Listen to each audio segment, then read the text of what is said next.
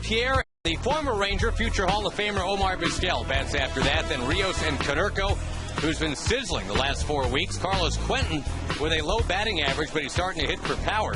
Kotze and Ramirez, Castro and Beckham.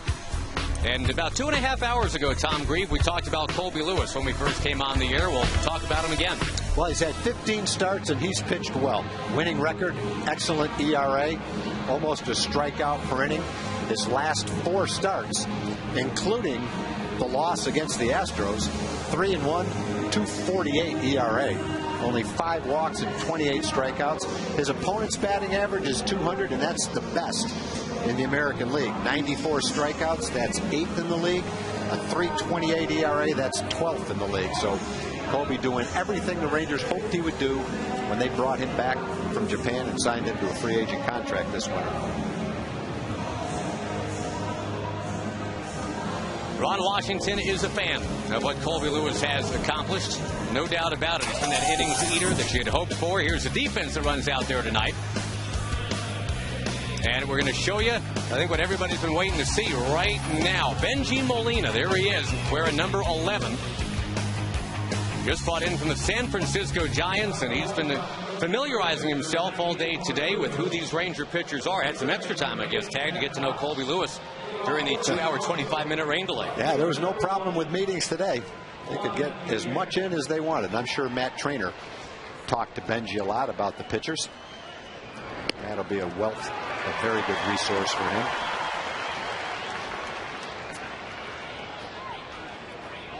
We have 73 degrees right now at the ballpark. Obviously, the wet weather has cooled things off quite a bit. Juan Pierre is going to bang one in a left on a slick outfield surface, but the grounds crew, as expected, did a great job getting this field ready to go. The infield looks bone dry right now. Well, they had the tarp on all day, so it should be bone dry. Got a little bit of rain on it. When they took the tarp off, it was still drizzling a little bit, but it's stopped now. The infield's in perfect shape. The outfield drains well. It'll be a little wet on top, but should be a very good playing surface. No problems. The amazing Omar Vizquel,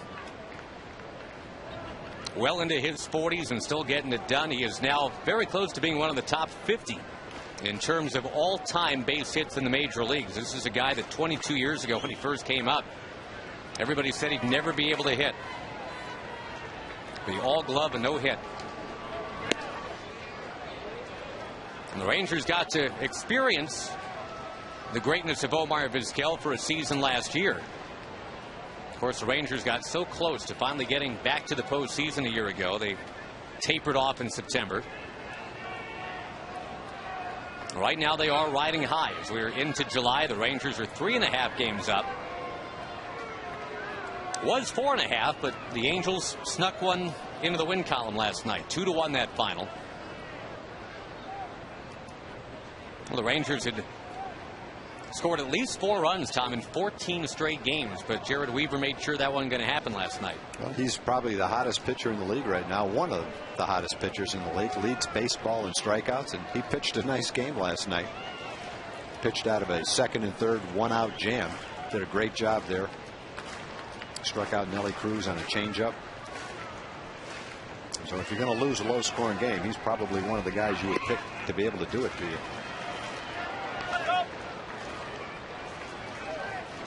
Snapped a streak of 8 straight series wins for the Rangers. Again, if you go back, just wind the clock back a week, 2 weeks, 3 weeks, 4 weeks, there's all kinds of numbers you can throw out there. It just shows you the same thing. The Rangers, top to bottom, are playing very well.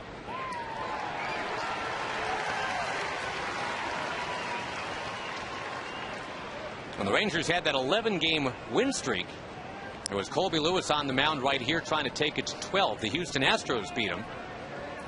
And really the first time in a long time, Tom, where it just didn't look like Colby had his best stuff when he got out there.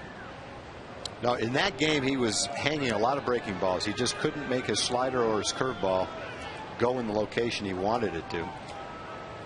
In Houston, he pitched one of his best games of the year, maybe the best of the year for him. 9 innings, 2 hits, no walks, 9 strikeouts. And 6 days later, the same off-speed pitches weren't there. High fly ball from Vizquel. That's David Murphy in right. And we waited 2.5 hours for it, but there's the first out of the night.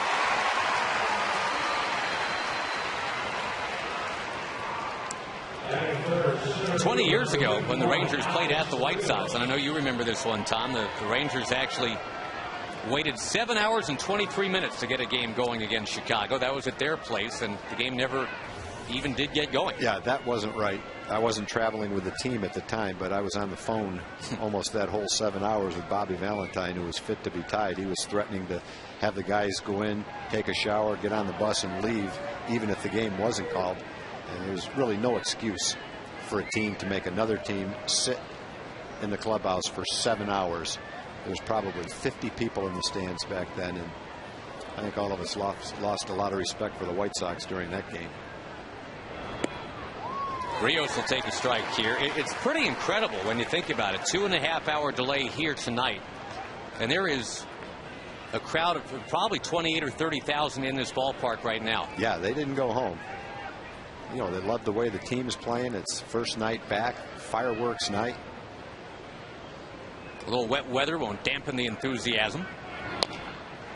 Chip towards first for Justin Smoke, and whoa, he's got to turn around and get quickly along to Lewis. That almost cost him that hesitation. Yeah, that's one where you have to know ahead of time.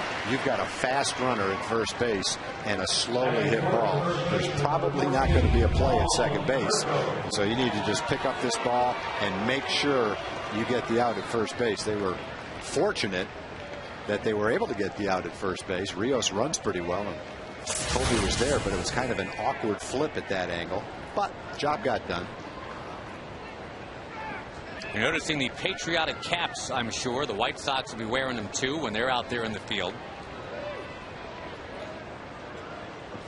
That's a Major League Baseball across-the-board deal for this 4th of July weekend, and I think they look pretty good on both these teams. Yeah, I think the Ranger hats absolutely perfect with the white uniforms. I don't like them with the navy blue tops.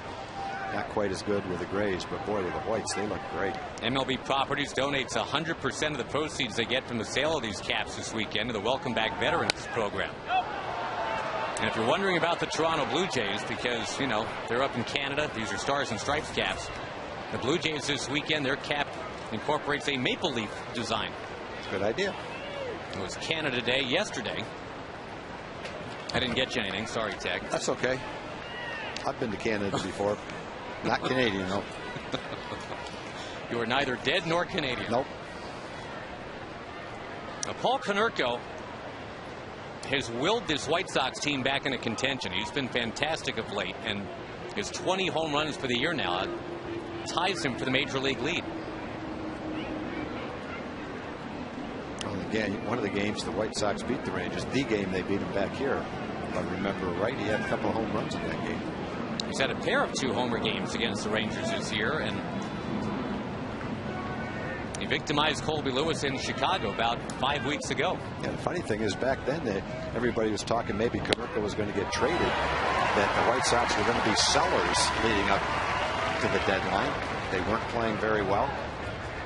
They waited a little while, though. They turned it around, and probably in the right deal, there'll be a buyer at the trade deadline. They're a definite contender right now. Good starting pitcher, good team.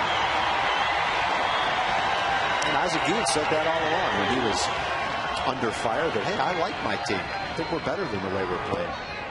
And sure enough, they've gone from 9.5 out to 2 out over the last 3 weeks. And Ozzie Guillen, though he's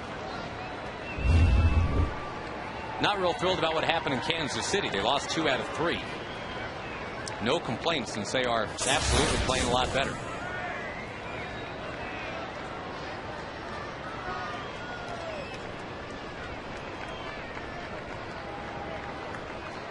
Pierre, the leadoff second, and Konerko lines it foul into the crowd.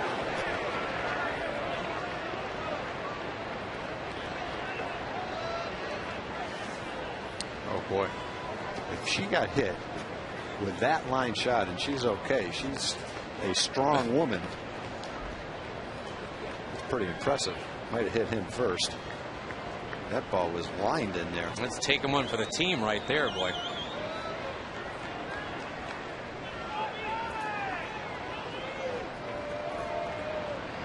Lewis, of course, working for the first time with Bengie Molina. Molina called for it inside, and it came just a bit too far inside. Counts 2-2. That might have been a little up and in. A good idea to try to get it in there on Konerko after some breaking balls. Might have had him looking out over the plate a little bit.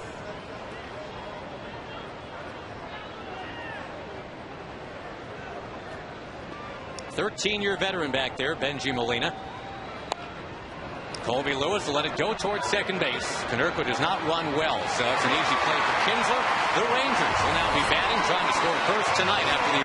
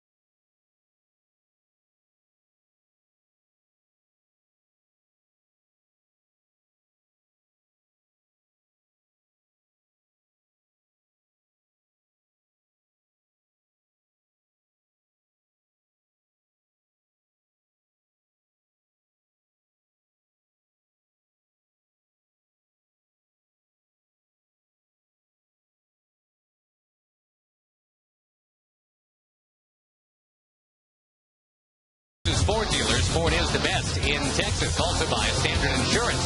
Call 1-800-929-2424. And by AT&T. See what's new from AT&T. Go to att.com for details.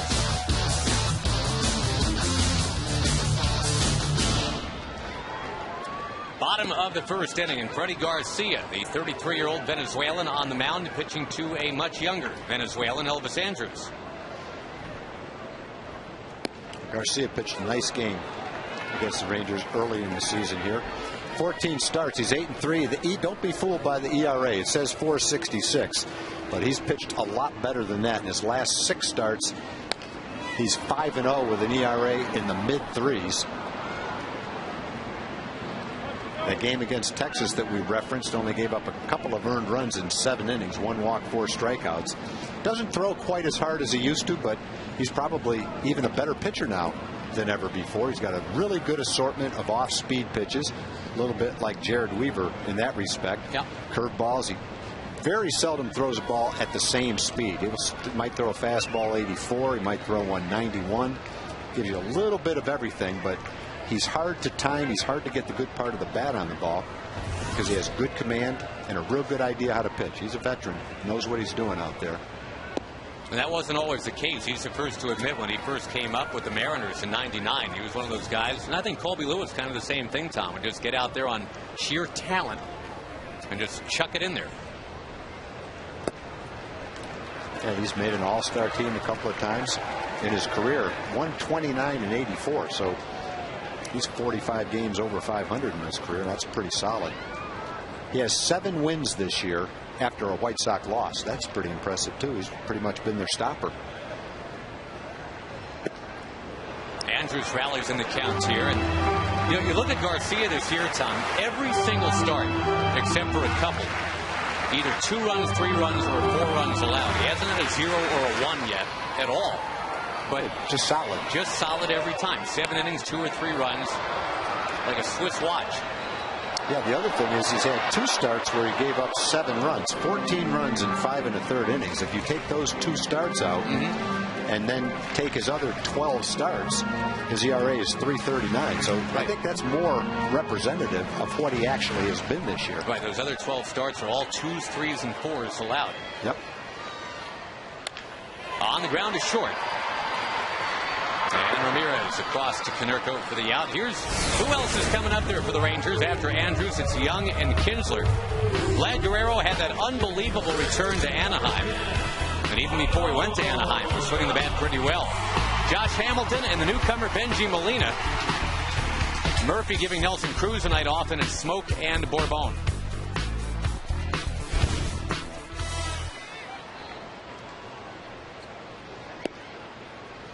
Michael Young with a 9-game hitting streak coming in tonight.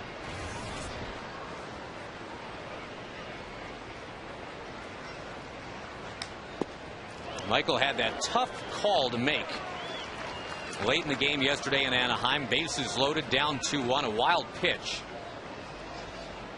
And he did not come home. A very difficult call to have to make. Nelson Cruz ended up popping out right after that.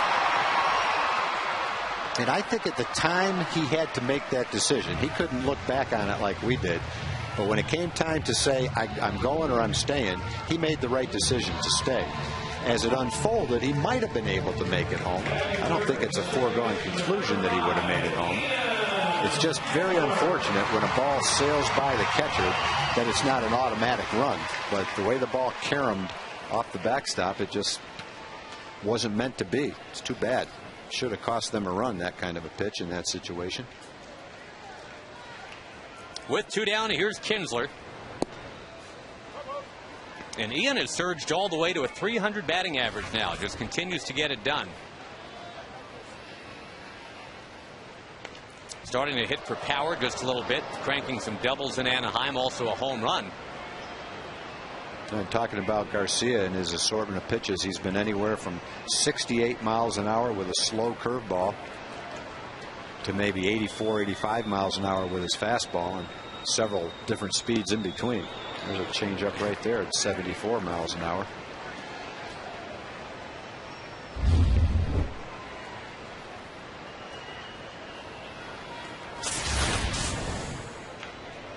We'll bring the 1-2. Garcia's walked only 25 batters in his 14 starts.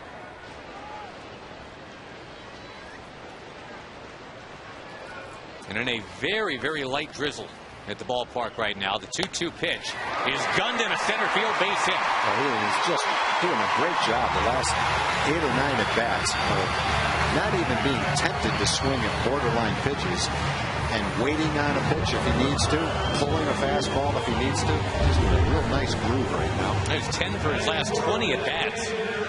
That's a great example right there. Not trying to do too much. Just line it back where it came from and see what happens. That was a pretty good pitch too. Down and away, maybe an inch off the plate.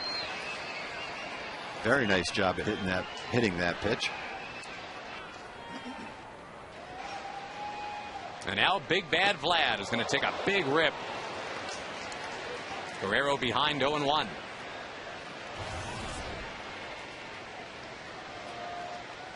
Miguel Cabrera's got 68 runs batted in as well.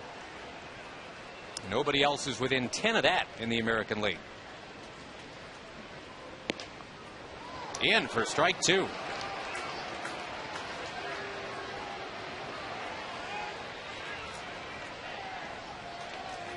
Ed Hickok's calling balls and strikes tonight. If you threw that one on the first pitch, I think Vlad would have hit it. That was a fastball. Kinsler goes, and Guerrero hits a high fly ball towards center. He waited on the changeup and just got underneath it. Just missed it. It's a 20-pitch first inning. The Rangers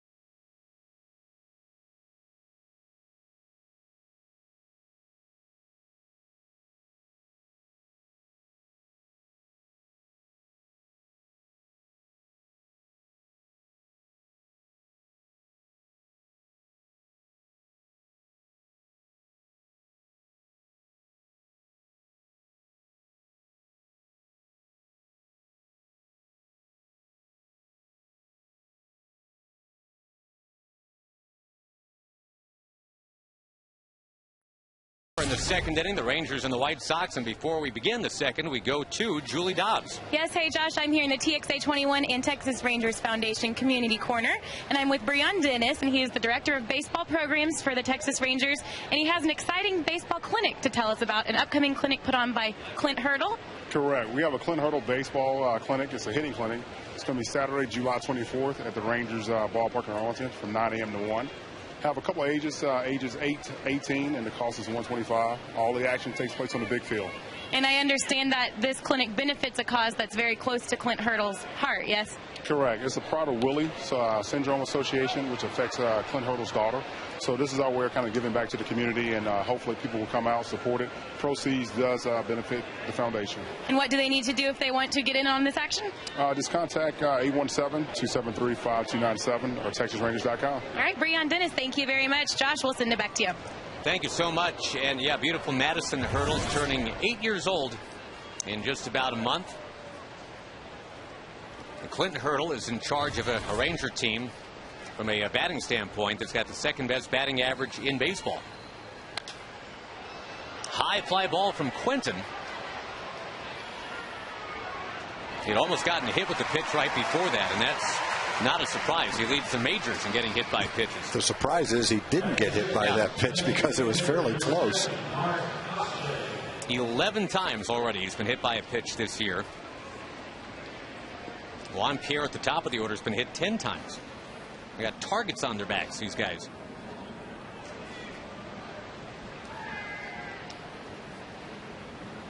We talked about Quentin, I think, in Chicago, Tom, when we played there 4 weeks ago. He set an NCAA record. He got drilled 5 times in one game in college.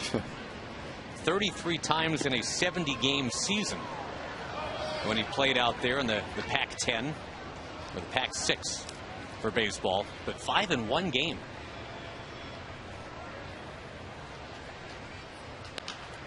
Kotze will send one up into the crowd. And again, look at this crowd tonight. They waited through the rain delay. They're close to 2.5 hours. They know they're going to be here till midnight tonight. The Rangers were anticipating a crowd of somewhere around 32,000 for the game. That probably included some walk-up that was difficult today in the rain. But it looks like it's around there somewhere. 7:05 game tomorrow and Sunday as well. 4th of July weekend. Fireworks after the game Sunday. Outside to Kotze, draws the walk.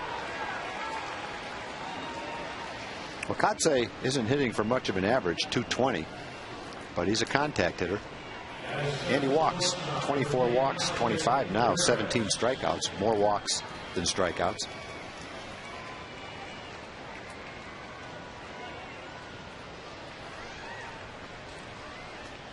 Brings up the man that our friend Hawk Harrelson has nicknamed the Cuban Missile, Alexei Ramirez.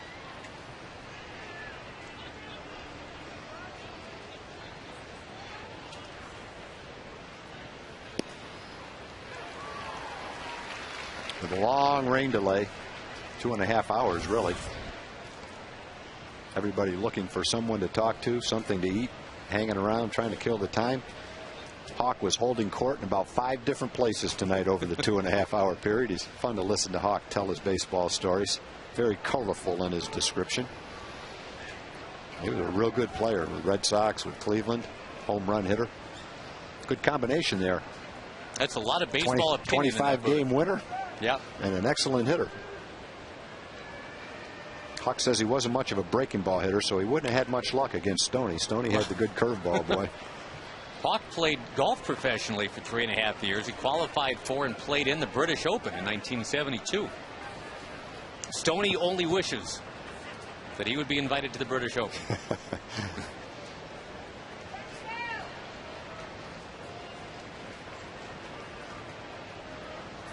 Infield, the double play depth were scoreless in the second. And you do have to like the way Colby Lewis is throwing the ball right now compared to what we saw last time against the Astros. Yeah, he does look a little sharper early in the game. He can't throw the ball much better than he did 2 games ago against the Astros down in Houston. That's about as good as it gets. He's had 2 games like that. That one and the one in Seattle. The no decision 9-inning shutout innings that he threw. 9 shutout innings.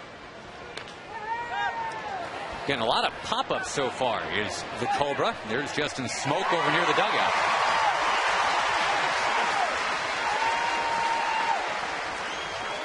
It was weird playing that same Houston team back-to-back and how the two starts could be so different. But a nice recovery so far here tonight. He's going to face Ramon Castro, who just gave a big slap on the back to Benji Molina when he stepped in. And Kobe's pitching tonight with 2 extra days rest. I think the Rangers felt like anything they can do for their pitchers, especially the ones that have been working as hard as Kobe has, to give them a little extra rest might serve to make them stronger in September when you really need strong performance. Kobe's on pace for right around 200 innings, which is exactly what the Rangers hoped for. In Japan, they have a lot more off days, and he was pitching about every 6 days instead of every 5 days. And that was, I'm sure, one of the reasons he stayed fresh the whole season. So the Rangers will do whatever they can to try to accomplish the same thing.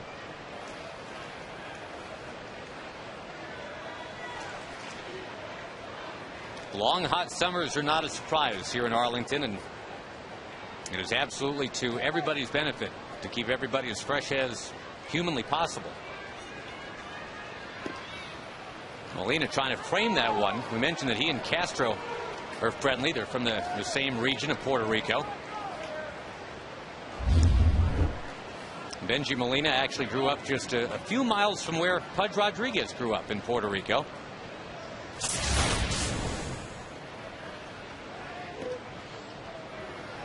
There's a walk to Castro, second of the inning. Yeah, you walk Kotze. Kotze was hitting 220 before that at bat. Castro hitting pretty well. Castro's a 294 hitter. He's only had 35 at bats, though. A.J. Pierzynski does most of the catching.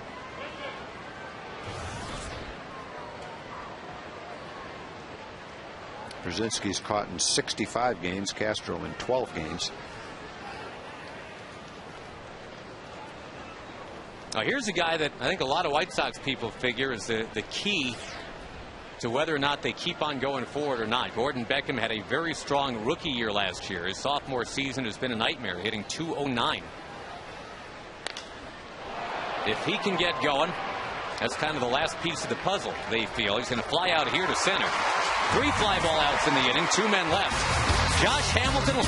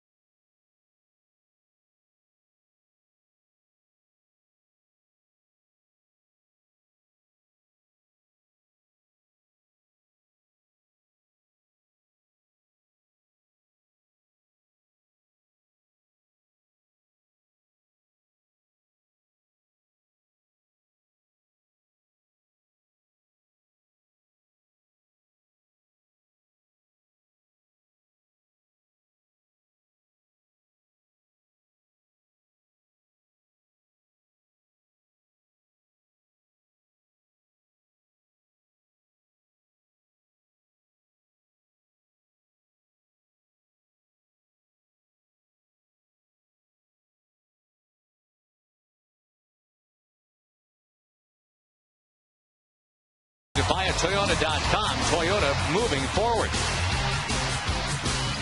Nice ovation for Josh Hamilton as he steps in a scoreless bottom of the second inning. He's been packing a punch of Oscar De La Hoya for the last 4 weeks now. Was player of the month for June, and it wasn't even close. As he hit around 450, was launching home runs, driving in runs, and finally had that 23-game hitting streak stopped late last night in Anaheim. The intentional walk in the 8th inning, I guess, was the last chance for him to keep that going.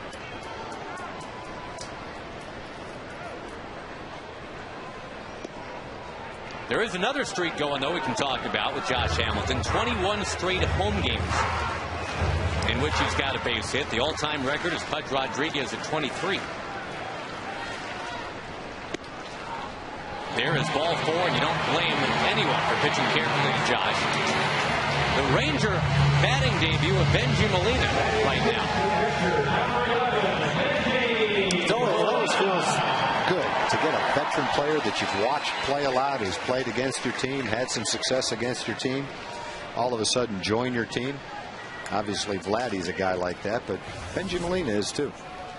He's a good Angel player for a long time. We saw him a lot with the Angels. And that's something the Rangers are going forward, trying to unseat the Angels with a whole bunch of former Angels. Well, they got a lot of winning players that have played for the Angels over the years. They've done a lot of winning. Molina was the catcher when the Angels, with a 22-year-old John Lackey, went and won the World Series at the front part of last decade. Vlad Guerrero hadn't gotten there quite yet. But, of course, when the Angels kept winning in the late part of last decade, Vlad was a huge part of why that was.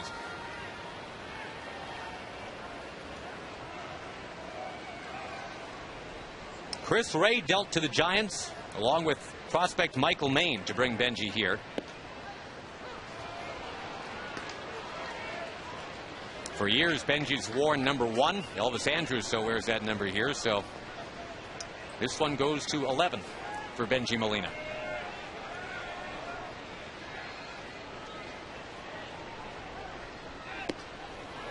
Wave and a miss.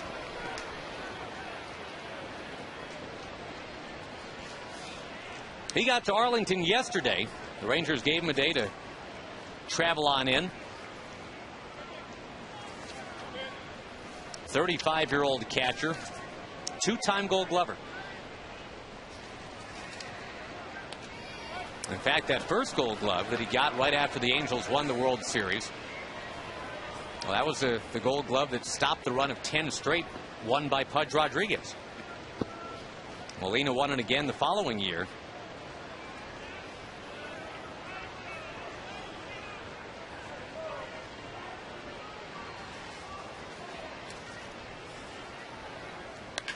Hammered in a left field, and welcome to Arlington, Benji.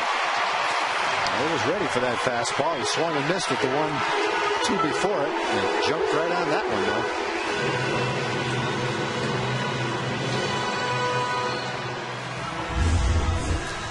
Well, the Rangers, a lot has been made of talking about Benji as a steadying influence for a pitching staff and being able to handle the staff.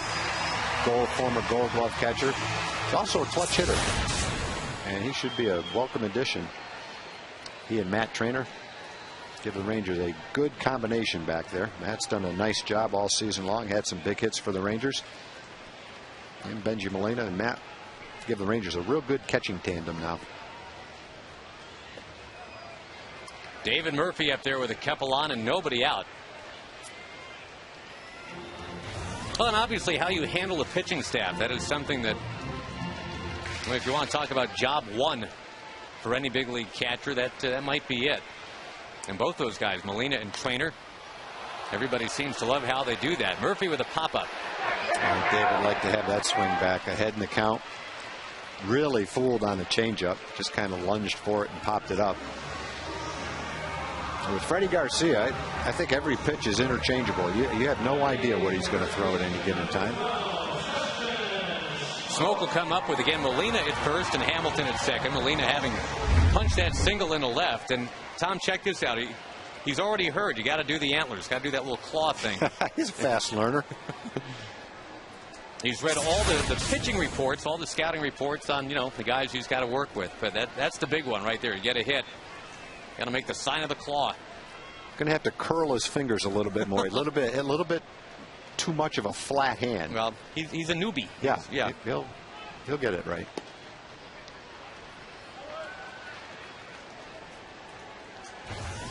That was about 30 years ago that the high five became the big thing.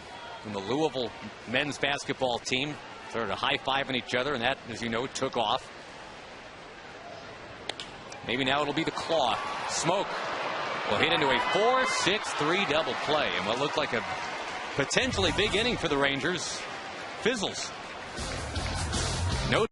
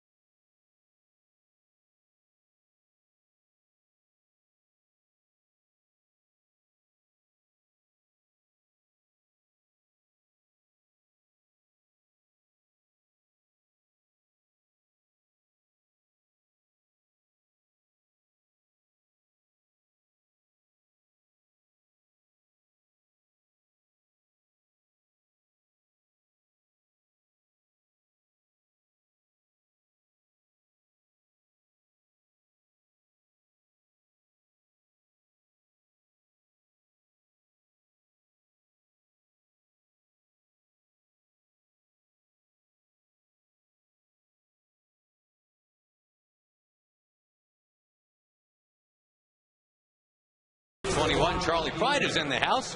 Waited out the rain delay of 2 hours 25 minutes along with the rest of this crowd.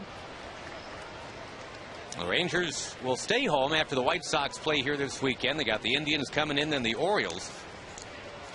Then it's the All-Star break, but only for most of the Rangers. There will certainly be some heading out to Anaheim to represent the Rangers in the All-Star game. Yeah, it's a tough turnaround for the Ranger All-Stars. Go from here out to Anaheim, play the All-Star game, and they have to fly all the way across country to get to Boston to start the second half. Top of the order, Juan Pierre. He singled last time up. A lot of people to thank and say hello to tonight, Josh. We want to thank Shirley Coast, our cookie lady, for the beautiful batch of pineapple pecan with caramel icing cookies. Also a shout out to her husband Cal, who puts the sign up with the number of wins out in right field. That's the exact same thing he did last time. Yep. Took a curveball the other way. Last time it was on the ground by Michael into left field. That time he got it up in the air and lined it into left field. So Pierre led off the first with a single. He leads off the third with a single as well. Has both hits for the White Sox. That sign that you were referencing, Tom, the predicted number of wins by Nolan Ryan, the 92 wins, and right. The Rangers are 47/92 of the way there right now. They're ahead of that pace because we're not quite to the halfway point of the season yet. Youngin on the grass at third. Vizquel will knock one foul. We anticipated a rain delay, yes, and we anticipate being here late tonight. We anticipate that a lot of people up here in the booth are going to be hungry, so we've kind of stashed away some goodies. Gail Wetzel from Abilene, Texas, sent up a loaf of the zucchini bread, which is in the refrigerator waiting. A lot of people looking forward to opening that. I forbade anyone from opening that up until what's out here is gone. Yeah, Tom lays down the law when it comes to how the food gets distributed up here. And the Zigglers, Kim, Brandy, Bailey, Keeley, and Mackey, sent up a huge tray of individual berry pies with homemade whipped cream to go along with them. They were very popular. Thank you very much for that. Pierre is going. Vizquel swinging through it. The tag is not in time, according to second base umpire Marty Foster. And Pierre gets his league-leading 30th steal of 2010. is a quick, strong throw by Molina. It ended up being on the short side, the short stop side of second base. Otherwise, I think they would have had Pierre, who's a very good base stealer and tough to throw out. Benji's got a strong arm, got rid of it quickly. But wow, Pierre was there to beat it. The Benji Molina tested out right away by the best in the business. That's the most steals of anybody. So again, our thanks to Gail Wetzel and the Zigglers for keeping everybody full late into this ball game in anticipation of that. Right. Nice block by Benji Molina. He's going to have no throw. Vizquel got in the way. The wild pitch will get Pierre to third with nobody out.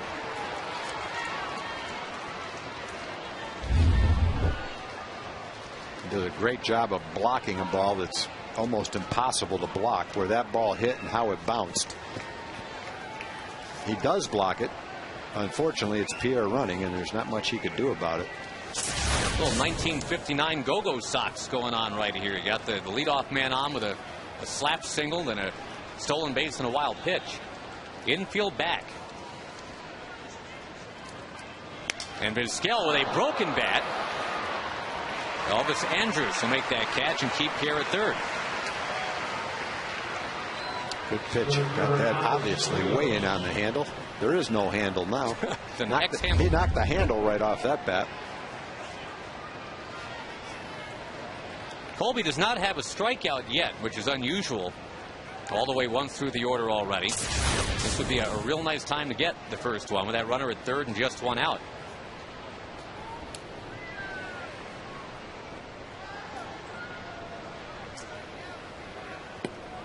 Also want to say hi to Frankie Rose. She's 76 years old. She keeps a personal stat book on the Rangers. Big Ranger fan. Very nice. She's watching tonight.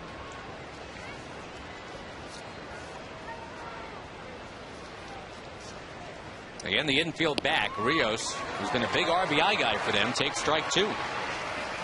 Well, ahead in the count right here. Love to be able to get a strikeout. Rios not a simple guy to strike out, though. Trying for it, trying to get him to swing at a bad pitch.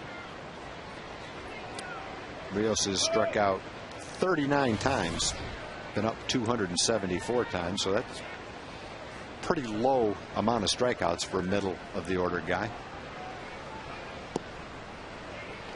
Really, the White Sox haven't had a season like this from a center fielder since Chet Lemon 30 years ago. Home runs, stolen bases, driving in runs, batting .300, playing good D.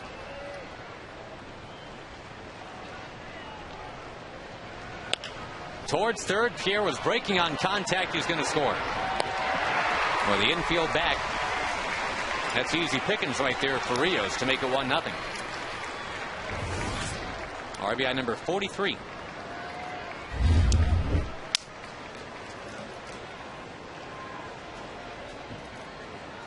Yep, when you're playing back like that, you're pretty much conceding the run on any ball hit on the ground.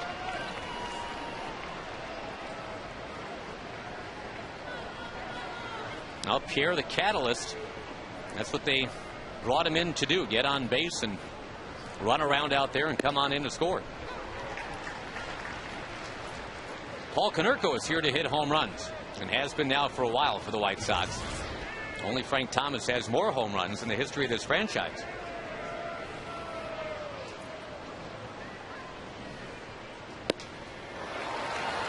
Lewis jumps ahead 0-2.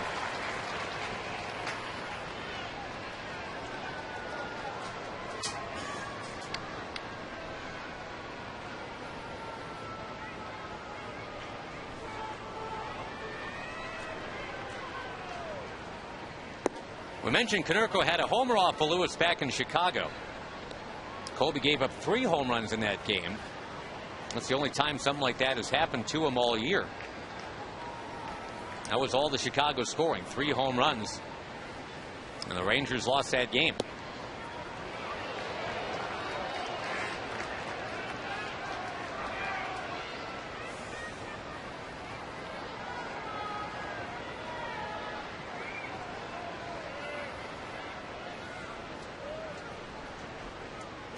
2-2 out pitch.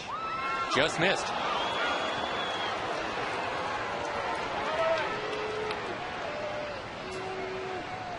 Well, the previous one was just a bit to the inside, and that one was a couple inches outside. Smart choices there, keeping the ball away from the middle of the plate to a home run hitter.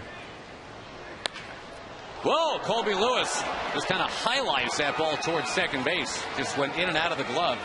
That'll be an infield hit for Konerko.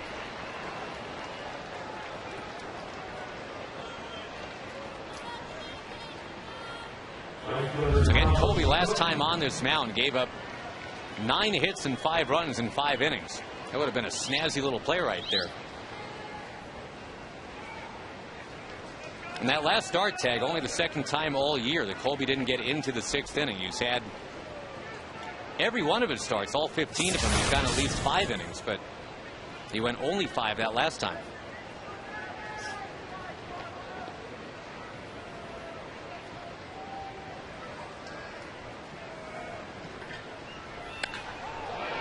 Drilled by Quentin. That is foul.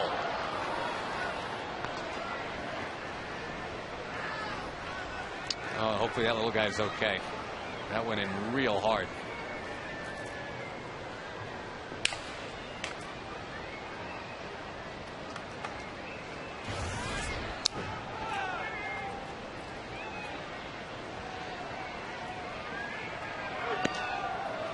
Again, Quentin almost hit by a pitch. He crowds the plate and has absorbed 11 HBPs already this year.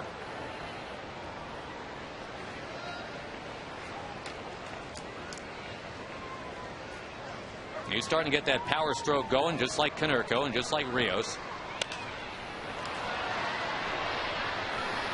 And that's part of why the White Sox have now won 16 out of 20 and 12 of their last 15.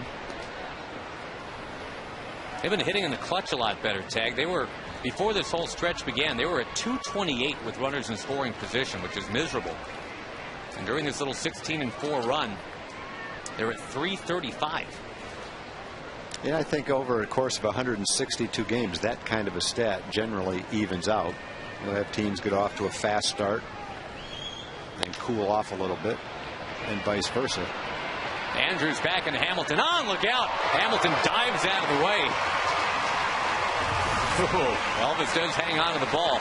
The White Sox grab the lead. 1-0 our score. Bottom 3 coming up.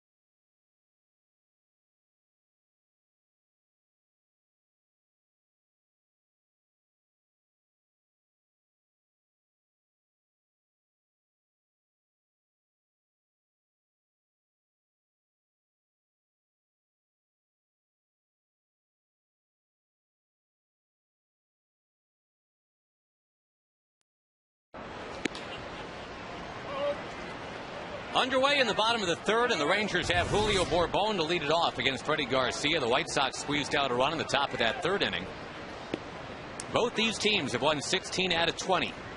The 2 hottest teams in Major League Baseball, and they meet here over the 4th of July weekend.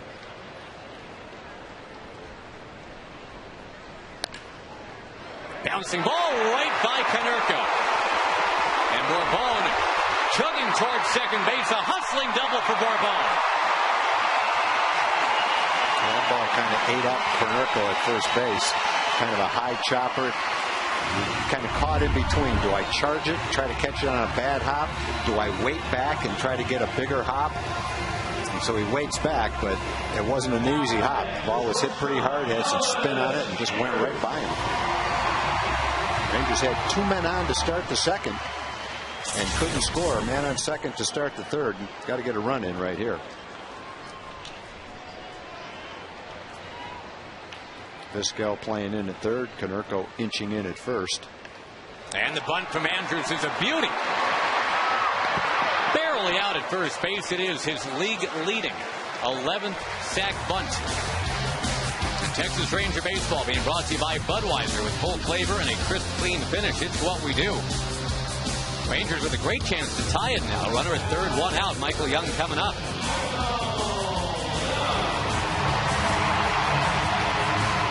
The White Sox employ a different strategy. In the top of the third, same situation. 1 out, man on third. The Rangers played all the infielders back, and the ground ball to third led to a run. White Sox going to play it differently in the third. One's not right, one's not wrong. It's just what style the Ranger manager or the White Sox manager chooses to employ. I think if you play the infield back, you say, I don't want a big inning. Not going to play the infield in. Let him get a cheap hit through the infield, drive in the run, and maybe start another rally. Feel like your team's going to score runs. I think what Ozzy's saying right here is, I like my chances of stopping the run by playing the infield in, and I don't want to give the Rangers a run right here. We'll see if it works out for him. Right now, Michael Young behind 0-2. And the off-speed stuff has become more and more of a calling card for Garcia. Yeah, I think the key against Garcia is don't try to pull the ball. Hit the ball the other way. That'll let you wait on the off-speed pitches. I'd say the majority of his pitches are off-speed pitches, not throwing that many fastballs.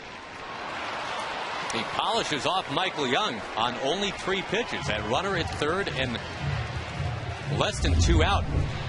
Frustrating. The Rangers unable to get him in. It'll have to be Ian Kinsler coming through. Yeah, he threw Michael all off-speed pitches and fooled him right there with a changeup. You mentioned it earlier, Tom. Garcia's won 7 of the 8 times he's pitched after a White Sox loss. He just seems to get out there when the need is urgent. It's when he does his best work. He's got 8 wins since the beginning of May. Tied for the most in the major leagues with Ubaldo Jimenez of Colorado.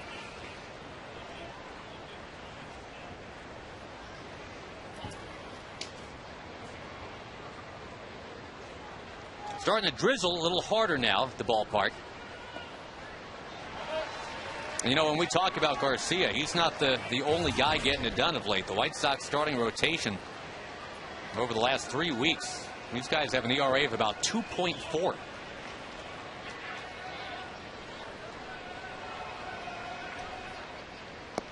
See John Danks tomorrow, Mark Burley on Sunday, the 2 lefties back-to-back. He had not even showing any attempt to swing at those off-speed pitches slightly out of the strike zone. Got a good approach going right now. Taking, and that one's a strike. Guerrero on deck.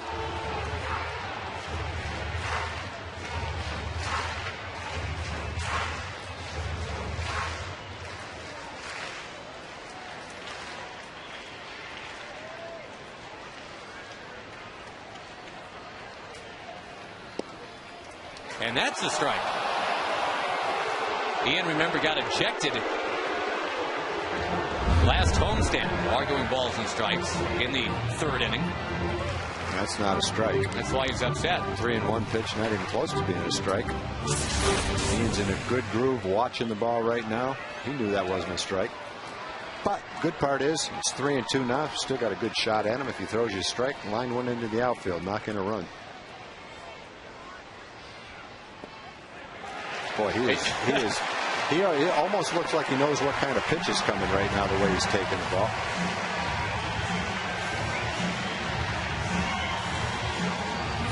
Ozzie not thrilled. I'm not sure if it was the fact that his pitcher missed or Kinsler made such a show of firing that bat, but just reading Ozzie's lips a little. That's not the kind of language associated with a happy man. Oh, Vladimir hits one into their bullpen, he'll be really unhappy. Probably shouldn't show that reaction shot. Well, Vladdy's been pummeling various outfields all year. He's sailing baseballs into bullpens, into bleachers.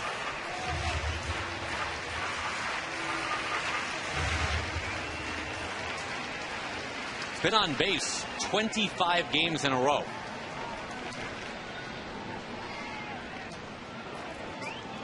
And of course, doing a lot of damage when it matters. Runners on. 68 runs batted in now. More than half of those here at home. Kinsler goes, got a good jump. Vlad with a rip and a miss, but Kinsler just tiptoes down there to steal the base. Yeah, Garcia might as well be pitching from the windup right there. As long as it took him to start his delivery and get the ball to the plate. There's no sense even pitching from a stretch right there. That was just like an automatic stolen base.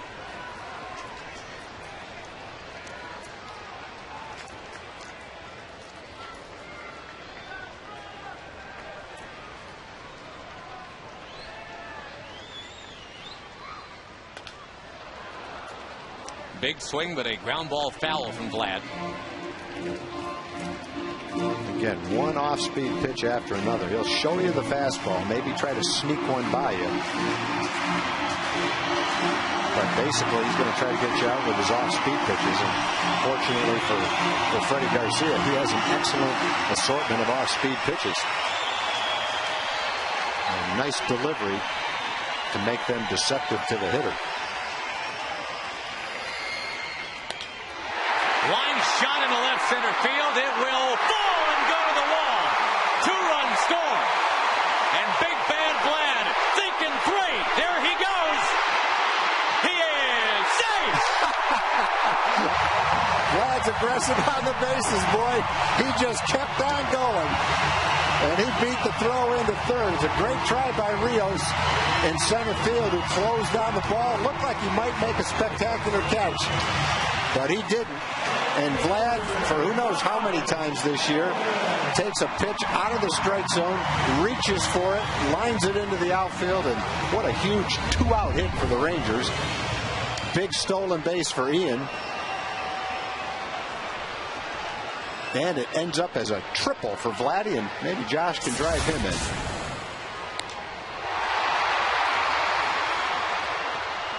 Flies to right instead, but RBIs 69 and 70 from Vlad Guerrero, coming on his first.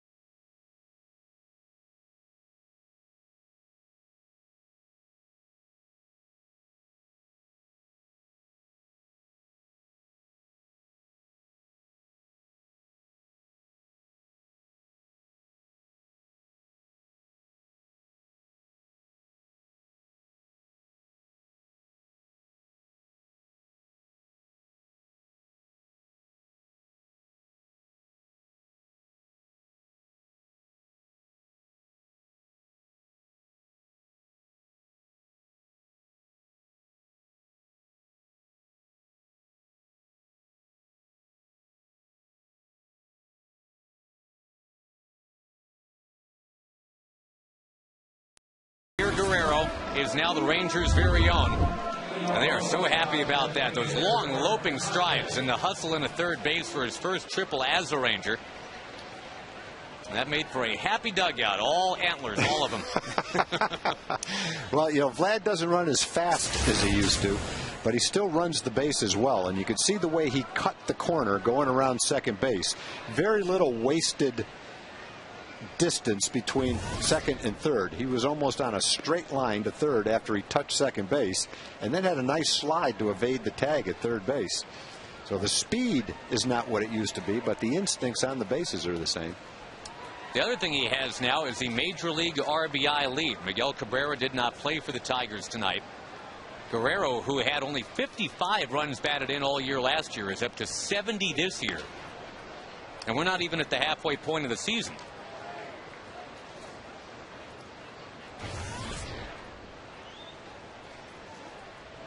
Want to play the projection game and just double it from here? Well, that would give Vlad a career high in runs batted in by 9.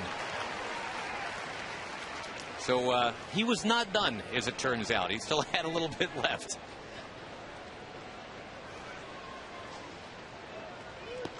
Got him. Strike 3 taken by Kotze. Boy, you got to like Ed Hickox. Did you catch that called third strike? Yeah. It looked like he was knocking someone out in a prize fight. 1 out in the inning. We go to Julie Dobbs. Hey, Josh, I'm here to tell everybody about tomorrow's special promotion. It's this red Texas Rangers patriotic ball cap. Now, the first 20,000 fans out to the ballpark tomorrow will receive this cap presented by Dr. Pepper and Tom Thumb. And oh, sorry about that, Julie. Real quick. No problem. Ramirez is going to fly to center. Please continue. Yes, no problem. I was just going to say that it's a pretty cool cap in that the Texas Rangers also have one just like it in the Stars and Stripes version to celebrate this holiday weekend. So make sure and come out to the ballpark tomorrow night. The first 20,000 fans will receive this 4th of July red Texas Rangers ball cap. Right on. Thank you very much, Julie. Appreciate it. Now, how polite is Julie to just stop and let you describe that play to center field? She could have kept on talking. You know what that's like? You pull up to the four-way stop and you just get waved on. No, go ahead. You go ahead. What a nice person. I was too excited. I couldn't go on. All right, talk to you later. Thank you, Julie. 1 strike to count here to Ramon Castro. Line shot in a left field, base hit. So both of the Puerto Rican catchers here, Misters Molina and Castro, with line drive base hits in a left tonight. Good buddies from back home. We mentioned with Benji Molina making his Rangers debut tonight. If anything gets you in good stead with Ranger fans, you mentioned he's from the same hometown as Pudge. That's a nice little entree right there. Get you in.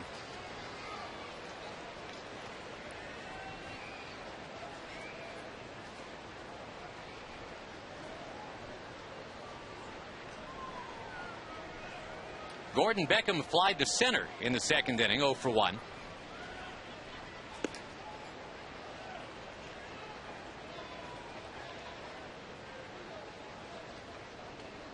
Go back to that strikeout of Kotze to open the inning. The very first strikeout for Colby Lewis all night, as he creeps towards 100 for the year.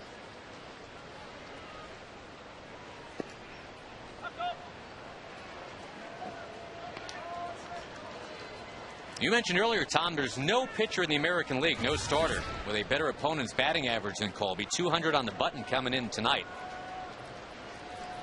And the White Sox actually have kind of birdied the hole right now. They got 4 hits already. I see he started 15 games. He's only had several games where he's given up more hits than innings pitched in a ball game, which would stand to reason if the opponent's batting average is only 200.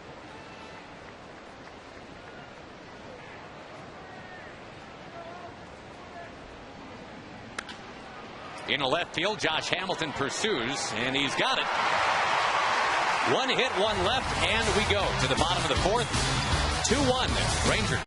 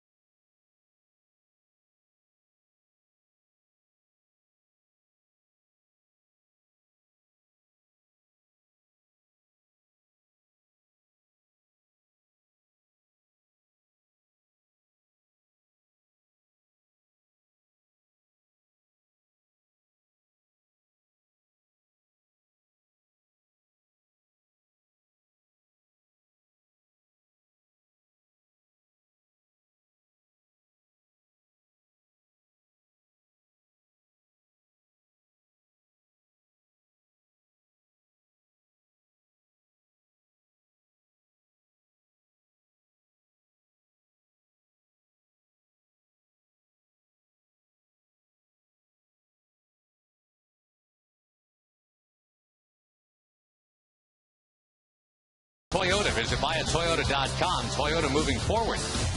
And by Blue Man Group in Vegas. For information and tickets, call 1-800-BLUE-MAN. After a 2-hour, 25-minute rain delay, the Rangers and the Chicago White Sox beginning a 3-game series. And the newest Texas Ranger settles in at the plate. Benji Molina already 1 for 1. Tied with Alexei Ogando for best batting average for the Rangers at 1,000. Benji will get more at-bats this year than Alexei will. Alexei's done. Well, although we never know. He was a former outfielder, and there's some... It might be a game that goes 37 innings, and they need an outfielder. Right. And he hasn't pitched yet. You never say never. No, not in baseball.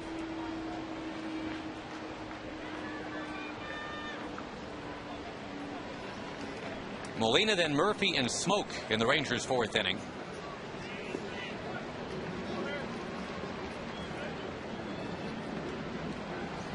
Two other Molina brothers in the big leagues, as you may know, Jose and Yadier. That's pretty amazing. That is amazing. One family, 3 big league catchers. Generation or two ago, the Alus were all outfielders. But yeah, catchers, that's a very specialized position, and there are 3 of them in the big leagues. The Toyota on the road AL scoreboard, Toyota moving forward. The Yankees stopped by Toronto 6-1.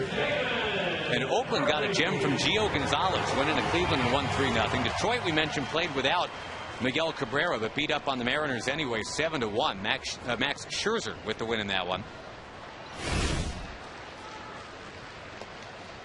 We'll update you on the Angels in just a moment. They're playing some late night West Coast baseball.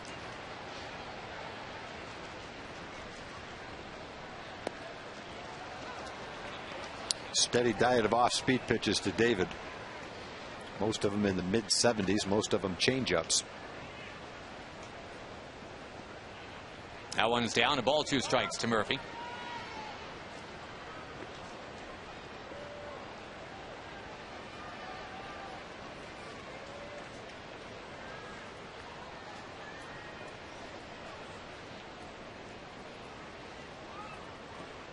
And again, off-speed stuff confounding a lot of these Rangers. 2 down. We'll go back to the scores. Boston beat Baltimore 3-2. That was Daniel Nava getting it done again with a key base hit. David Price lost 2-1, a well-pitched game in Minnesota. And the Angels, a 1-0 lead on the Royals. The Royals have the best batting average in the majors, but getting shut out by the Angels tonight. I'll keep you posted on that one. The Rangers up 3.5 on the Halos right now. One of those 2-game swings last night. If the Rangers find a way to capture that one, they're up 5.5 instead of 3.5. I think in many cases, a hitter goes up and looks for a fastball and adjusts to the breaking ball. You're geared up to hit the fastball, and a lot of times until you get a couple of strikes, you can afford to take the breaking balls. Against Garcia, he throws so few fastballs, you almost can go up there and just look for something off speed and take his fastball, because he just doesn't throw that many of them. But hitters are really geared up to hit the fastball. It's a very difficult thing to do. But if you don't do that, then those are the kind of things that happen. You hit balls off the end of the bat, and you kind of play into the pitcher's hand. Rangers get a break as that ball is kicked by Beckham. Soccer reference right there. Did he bend it? No, he didn't really bend it, but he butchered it, if that helps.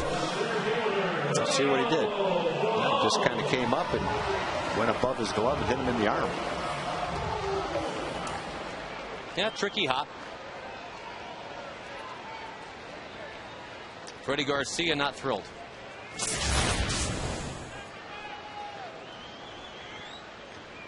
Well, none of the fielders are doing anything but giving him 100%. And the fielders don't act disgusted when he throws a pitch that's knocked into left field for a triple. So this is true. Tough to keep that poker face all the time. Yeah, it is. You know, he's a competitor, and He doesn't mean anything by it. He's just frustrated in the heat of battle. But definitely don't like throw your glove or anything, right? No, or run out there and try to beat him up after he missed it or anything like that. Or scream at him, you idiot. Bourbon nails one into center. And now all is right with the White Sox anyway. Beckham and Garcia, they'll be fine with each other. We're at the end of 4. It's the Rangers leading.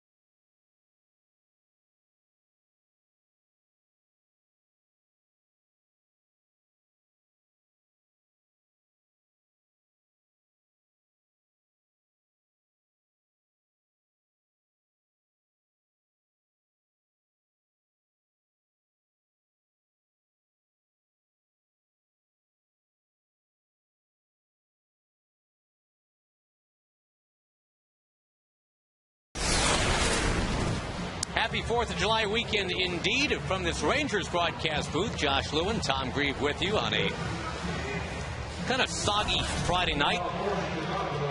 Hopefully that doesn't keep people away from the lakes and the barbecue pits or the ballparks. The Rangers and the White Sox play again tomorrow night. Tommy Hunter will pitch on his birthday tomorrow. Try to get to 5-0. That's right, sir, 5-0. John Danks will go for Chicago. Tonight's Colby Lewis against Freddie Garcia. Two guys who have pitched well this year. Two guys, as we said, well, 3 hours ago when we came on the air, had to resurrect their careers a little bit.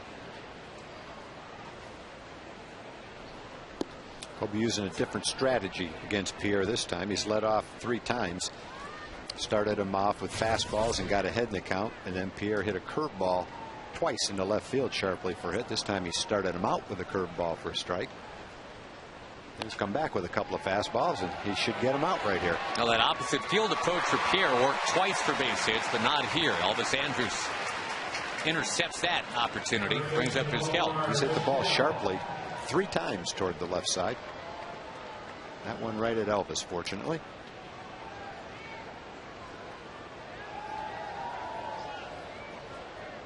The 11-time Gold Glover Omar Vizquel wearing that number 11 now in honor of Louis Aparicio, his childhood hero. Of course, Aparicio played so well for the White Sox, doing a lot of the same things that Omar continues to do.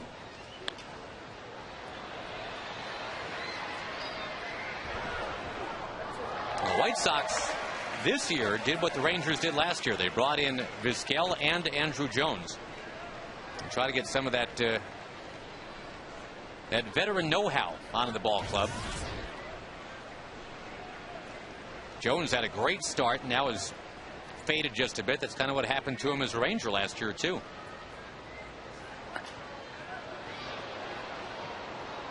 And as for the amazing Omar Vizquel, as he works into a 22nd season in the big leagues at the age of 43.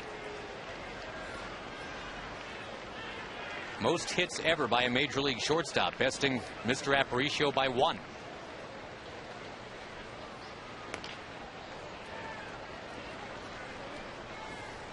We're going to learn who the All-Stars are pretty soon. And a reminder that from July 4th through July 8th, you'll vote for that last and final player for each league. If you go to TexasRangers.com on Sunday, you'll see who made the team, and you can vote on who should get that last spot. Slowly towards second, and Kinsler will take care of his former teammate Vizquel.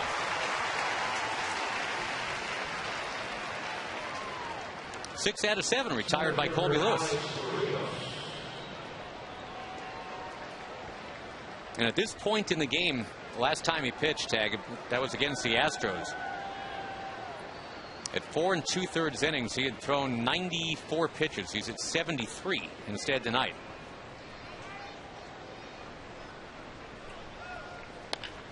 There's a ground ball, and it's hard enough hit to be a base hit by Alex Rios.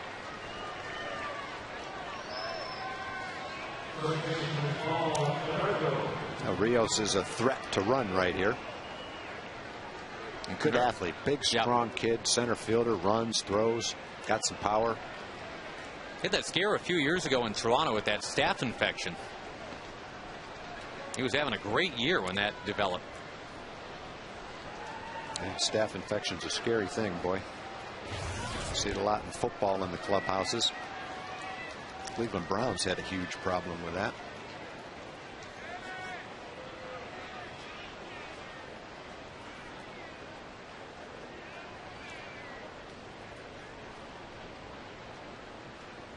Paul Konerko, known for his home run stroke, hits a little ground ball to short. No problem for Elvis Andrus. So Colby Lewis getting the White Sox to put the ball in play pretty much right away in those at-bats. He stays on.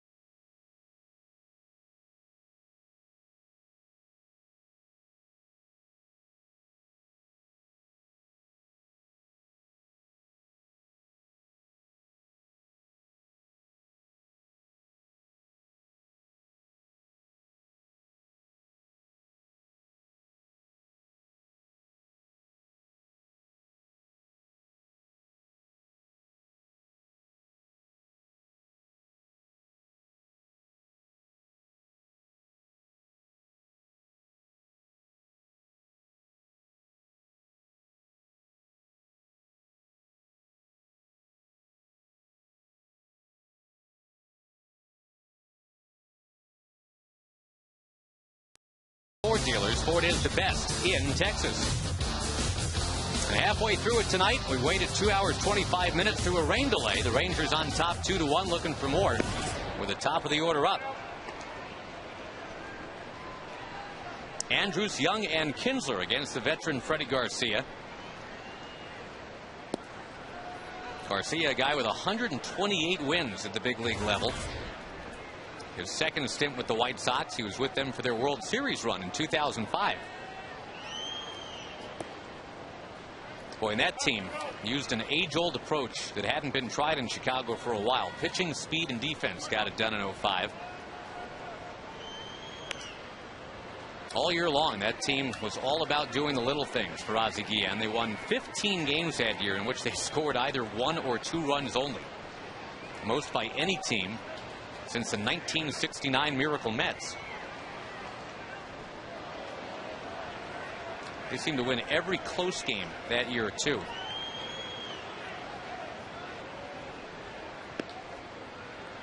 I think in the end that year, Tom, the White Sox were a great example of the season indeed being a marathon and not a sprint. They came blasting out of the blocks in April. They faded in August and part of September pretty badly. But they had enough of a finishing kick to win it. That ball fouled by Elvis. That year, the Indians did an all-out sprint in the middle of the season, but they had nothing left to win it down the stretch. The White Sox was kind of hanging on at the end and then kind of hit the reset button once they got to the postseason, and they won that first World Series in a long time. Since 1917. Of course, they threw the World Series in 1919. And they've been without a title ever since. Andrews to second base. Well, Garcia is just so hard to get a good swing at and put the good part of the bat on the ball. He just keeps you off balance with a really good assortment of off-speed pitches, and they're different pitchers. Garcia's not a strikeout pitcher. But Jared Weaver last night is similar in that he's got a really good assortment of off-speed pitches with good command of them and keeps you off balance. So 2 straight nights the Rangers are seeing a real tough pitcher to get a good read at.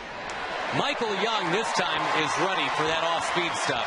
And he bangs one into left field. He had struck out with a runner at third base on the off-speed stuff last time up. Yeah, Garcia left that one on the inside part of the plate. Michael was ready for it in that location.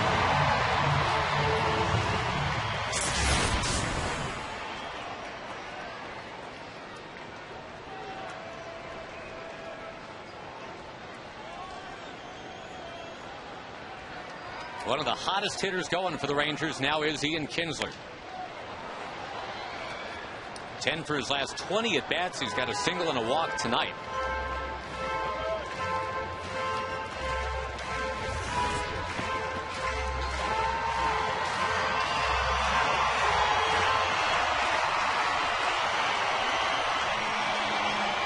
Getting all sugared up so they can stay here till midnight. Oh, Kinsler got under it. Pops it up towards second. Fans will see the fireworks after the game, weather permitting, if it doesn't start raining again. A potential fireworks starter coming up right now. Vlad Guerrero to the plate with 1 on, 2 out.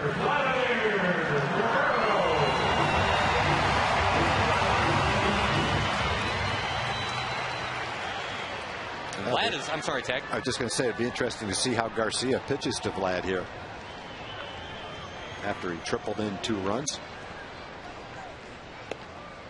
Yeah, the man just said tripled. That's right. Vlad with his first triple in a little more than a calendar year.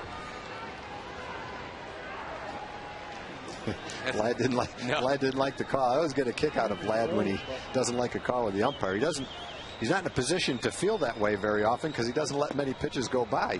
Well, we talked about it while we were in Anaheim. Last year, he took only 97 strikes for the entire season. Swung at a few more than that, but it is rare.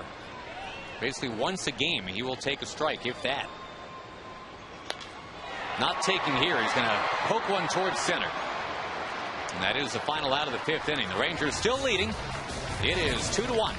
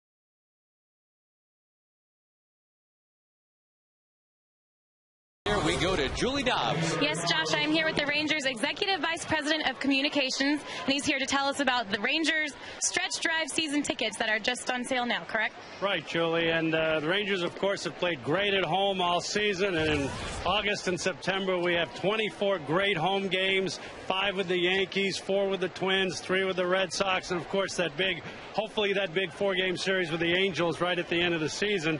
And the Stretch Drive season ticket package, you get all 24 games for up to 43% off the gate price.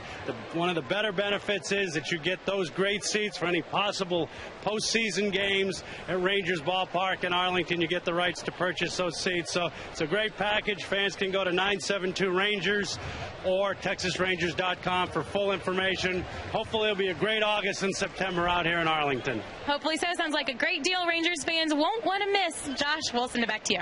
All right, thank you, John and Julie. In the top of the 6th, Colby Lewis will fire one by Carlos Quentin. Kind of fooled him with a slider in a location that I'm not sure Colby was trying to throw it in, kind of up and in. Quentin, I think, saw the spin on the slider, swung at it, but I don't think he expected it to be in that location and missed it. Usually that's where you try to throw your slider, and he missed that one too. Might have foul tipped it, but he's still out. I don't even know if that look is confused or disappointed or what that is from Quentin. It's just kind of like, huh. I think he foul tipped it. I think he's looking back to see if Benji had the ball, and he does. Oh, man. Bad feeling. 3 pitches, see you later. Second strikeout for Lewis now. Quentin had a big home run to right field against Kobe in Chicago.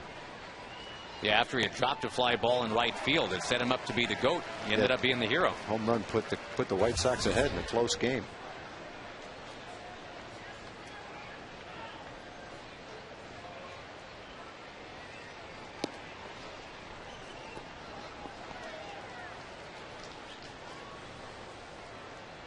White Sox have been playing a lot of close games and winning pretty much most of them.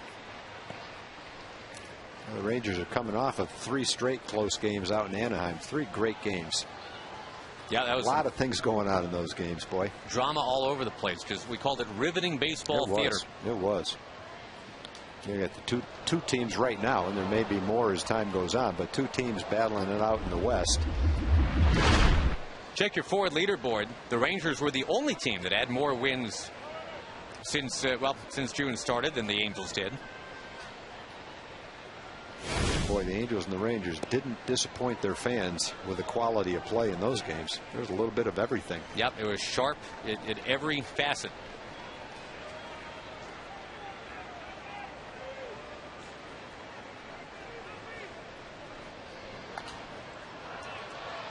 Well, the Rangers losing 2 out of 3, but only losing 1 game in the standings. They continue to have the 2nd best record in the majors, just a bit behind the Yankees.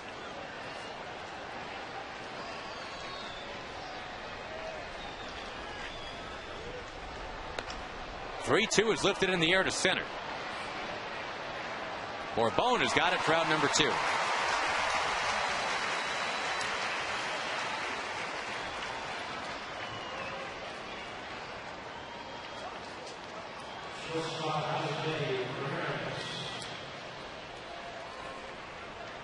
And the Rangers had that historic 21-6 June. Not only their best June ever, their best month ever in terms of winning percentage. But yeah, so far in July, simply 0-1.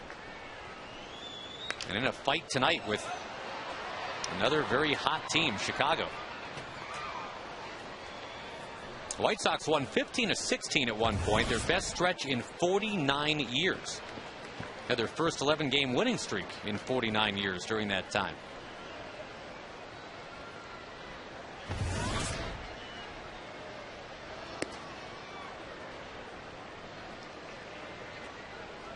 In their last 4 losses, Tom, they've lost by a total of 6 runs. So they're that close to being 20-0 in their last 20 games. Boy. High pop up back towards the crowd.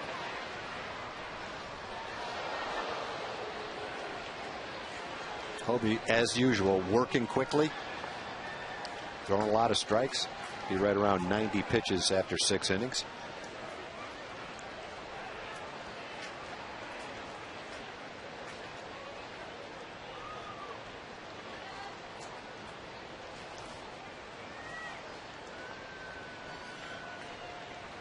The 1-2. A little bit in. The Rangers will have Josh Hamilton leading off in the bottom of the 6th inning. The forecast pitchers duel is upon us. 2-1 our score.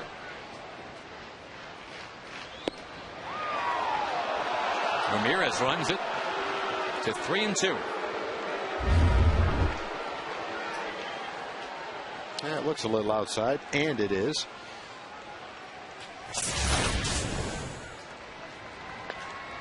Lined into the crowd. Well, 2-1 game yesterday, 2-1 game tonight. C.J. Wilson pitched very well in that game. He walked a few too many, but as C.J. said, regardless of the strike zone, I have to find a way to throw the ball in it. It was a tough strike zone at times last night. Had to earn it. Base hit for Ramirez in the left. On 3-2.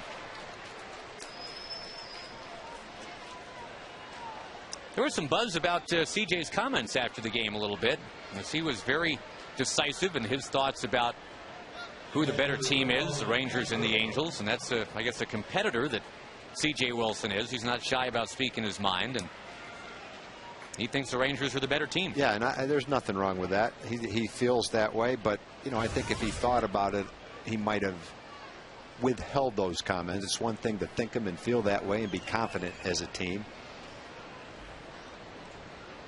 But you've got the Angels, who have won how many, who knows how many divisions, 7, 8, 9. We haven't really been much of a threat to them over the last 7 or 8 years. So I think we need a few more skins on the wall before we're public about that. But I admire his competitiveness, and I think a lot of us feel the same way. The Rangers have a good team, and we're competitive. And you feel like you are as good as the Angels. He's just maybe being a little too honest with his comments, but I think his thoughts are in the right place. As of right now, the Rangers 5 games up in the loss column, so he's not wrong. No, but there's still a lot of baseball left. 0-2 to Castro. Just missing with those pitches inside.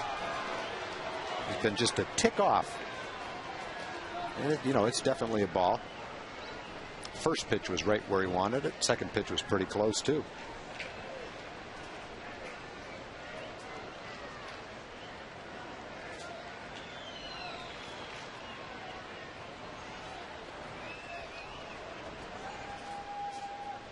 White Sox like to run just like the Rangers do. Chicago's 4th in the league in steals. They're 3rd in home runs. And again, starting to pitch real well finally, too. Runner goes. Good jump. Wave and a miss, though, by Castro, and that's the inning. So Colby, who had only 1 strikeout through 5 innings,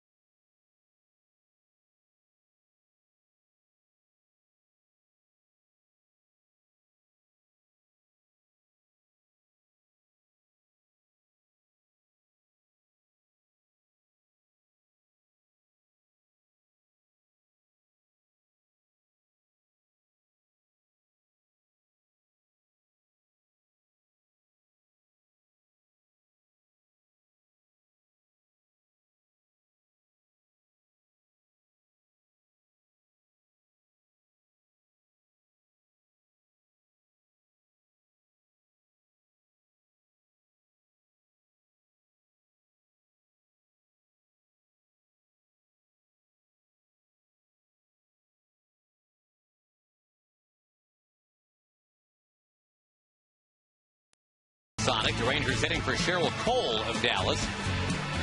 If a Ranger hits a grand slam this inning, Cheryl Cole of Dallas wins $25,000, which would be good news for Cheryl Cole of Dallas.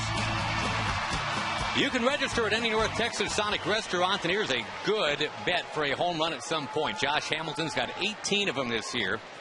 That's tied for 5th in the major leagues right now. Looks like he's heading back to the All-Star game, too. Second among the balloting right now for outfielders. And the top 3 get to go. We will find out on the 4th of July who's an All-Star and who's not.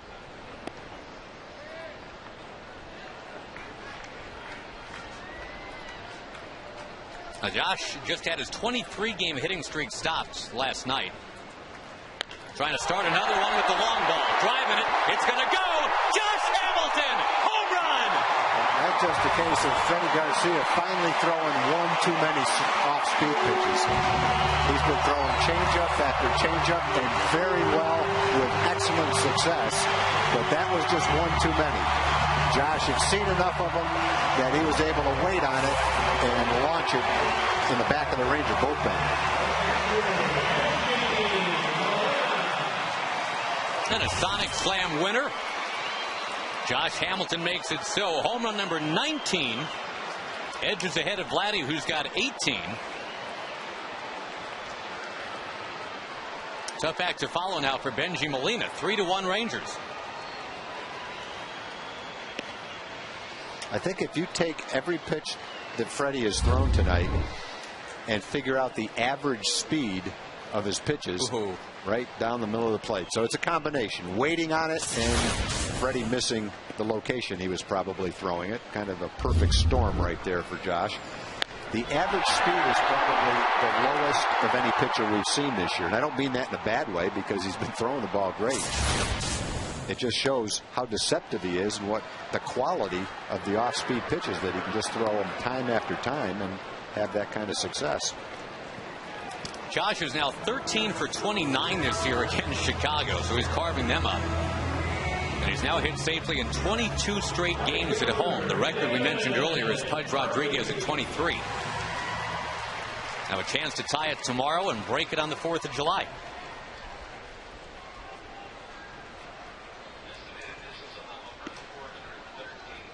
.413 feet we're told on the Hamilton homer. And by the way, did you see what's happening tomorrow, Tag, here at the ballpark? No. Well, you know, there's still a lot of fallout, a lot of discussion about that incredible home run that Josh hit just before the Rangers went on the road. They're getting a physicist out here? A UTA physics professor will be here tomorrow at 3 o'clock with his findings.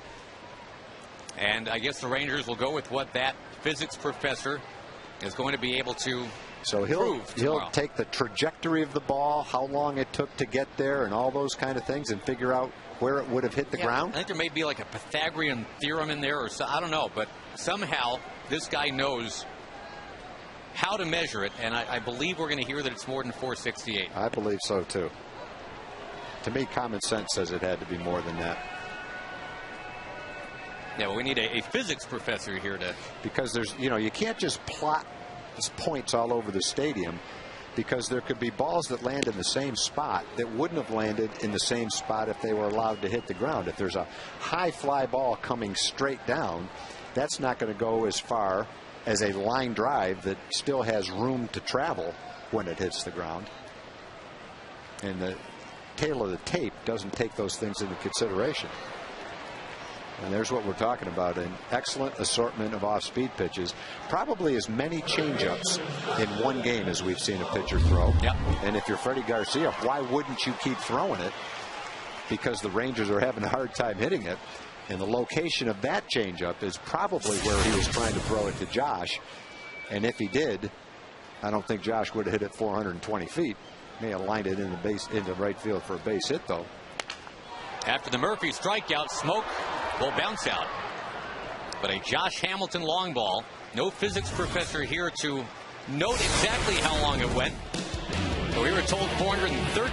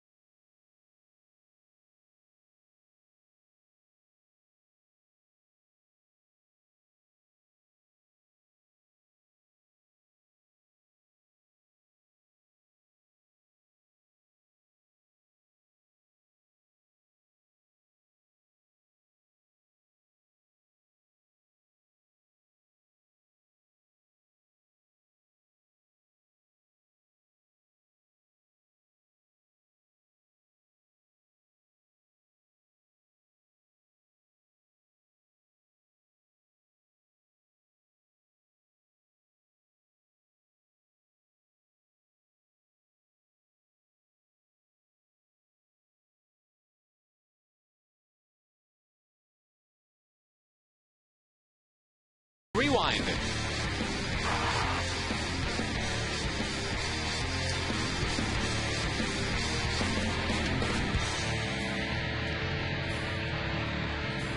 See what's new from AT&T. Visit AT&T for details. The Rangers have a 3-1 lead as we go to the 7th inning.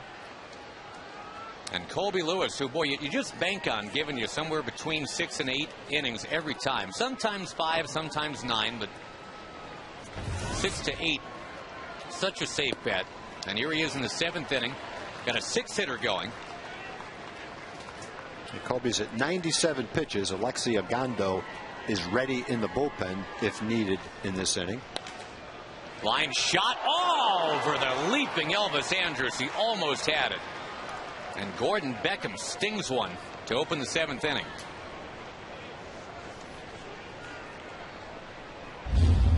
Seventh hit for Chicago. Elvis trying to time the leap. Came down without the ball.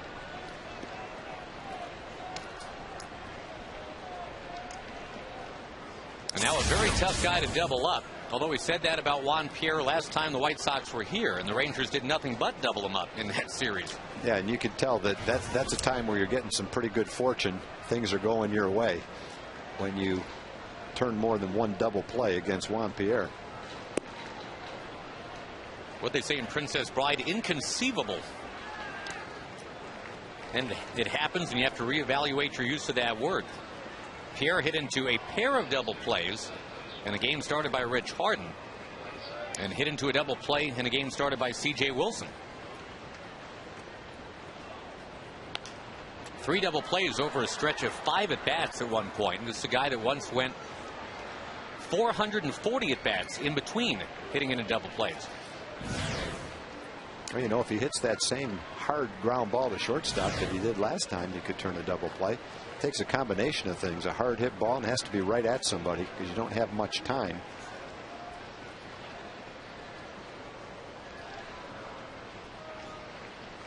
Young crawling in on the grass at third as the throw goes over to keep Beckham close.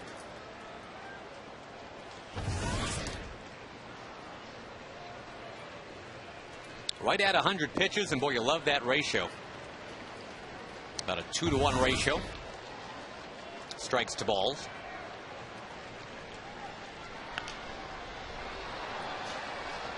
Pierre has gone to the opposite field 3 times tonight. 2 for 3 out of that. Just like the Rangers started winning more when Elvis Andrus started getting on base.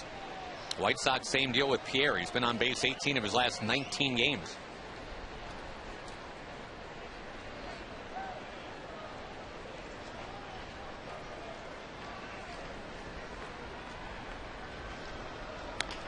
Ground ball.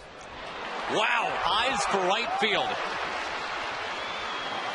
It'll be first and third and nobody out.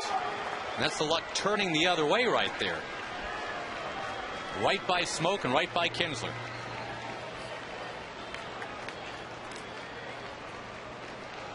Now, Scott Feldman the other night in Anaheim was left in a game. There was some conjecture about whether or not he overstayed in that game. Ron Washington's out here, and with 2 men on and nobody out in the 7th, it looks like Wash is going to pick now to go to the bullpen. Well, you can't fault Ron for sending Colby out there with less than 100 pitches, and Beckham hit a ball off the end of the bat, soft line drive in the left field, and a little chopper by Pierre.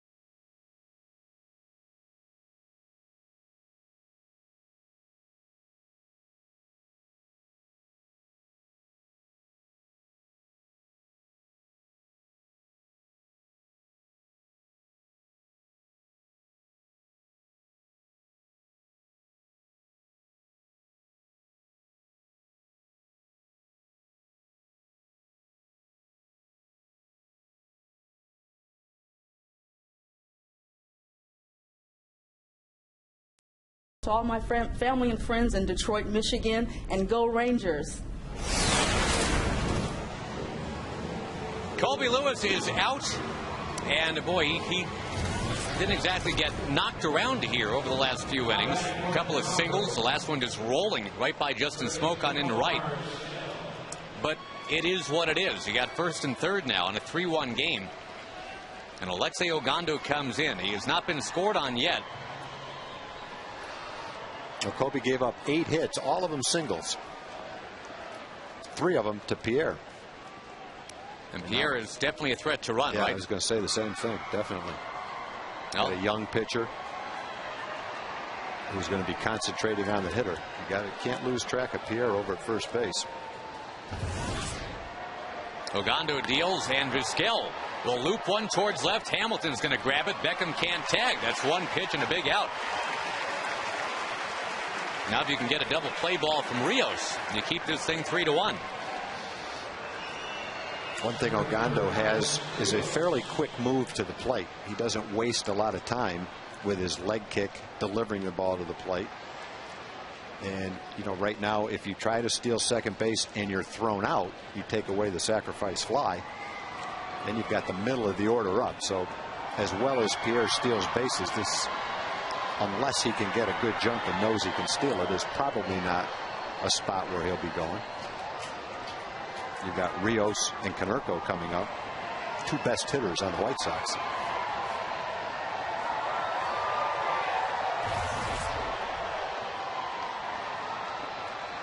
Runners on base for responsibility of Colby Lewis, who's trying to win for the 8th time this year. That would lead the team.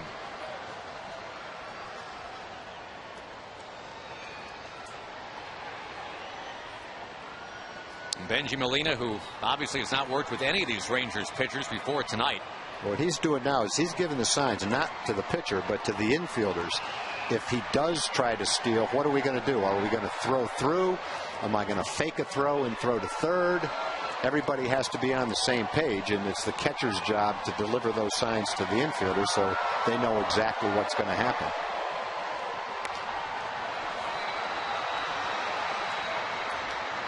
Molina's been solid in his Ranger debut tonight. Had a single back in the 2nd inning. They seem to have a nice rhythm going with Lewis tonight.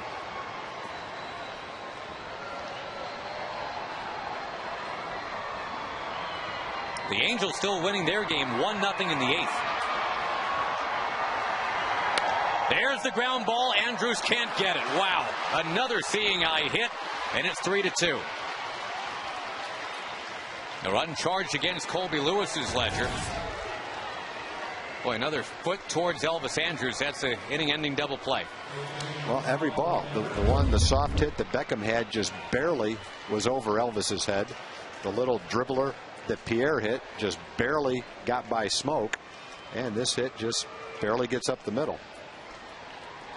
That ball's hit a little closer to Elvis. They turn 2 as it is. Now you really got a pitch right here to keep this game from being tied. The good thing is Konerko's the hitter. He puts the ball in play. He's not a good runner, so he might be susceptible to the double play if he hits a ground ball. One is due to go to somebody instead of through. Tied for the most home runs in the majors is Konerko, but yeah, also that double play candidate. Off speed to start him up.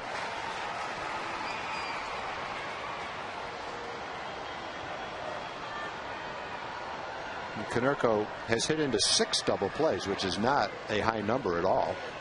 He does make contact, so he may be the kind of hitter in this situation who really concentrates on trying to hit the ball in the air, which is just what you should do. And he's done that so well against the Rangers this year with a pair of 2-homer games.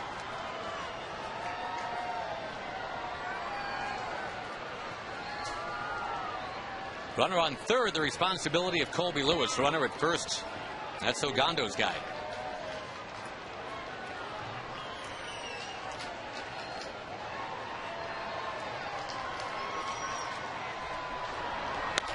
The fly ball. And Pierre, with all that speed, is set to tag. He's going to come on in. So Colby Lewis will not get his 8th win tonight. They'll get a no decision instead. RBI number 57 this year for Konerko. Well, it's been an effective inning for the White Sox. Not an inning where they've destroyed the baseball by any means, but they've gotten the 2 runs they needed to tie the ball game. And that's exactly what Konerko's doing in that situation. He's trying to hit the ball back towards center field and in the air.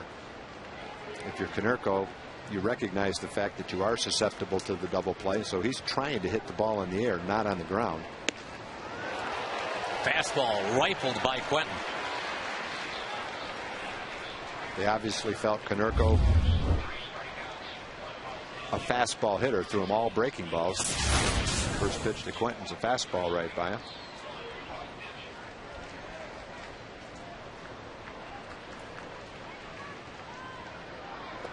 Well, the Rangers will start it up with some speed in the bottom of the 7th inning with Bourbon and Andrews.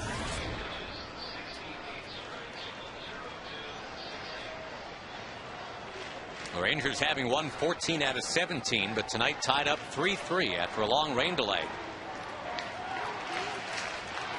Runner goes. Good jump. Benji Molina's going to try it. It's too late. No chance there. Rios, he talked about his athleticism earlier, Tag. That's his 22nd steal this season. Yeah, and Benji caught the ball, got rid of it quickly, strong throw, and it was accurate. But he just didn't have a chance to get Rios. Got a good jump. Stole it easily.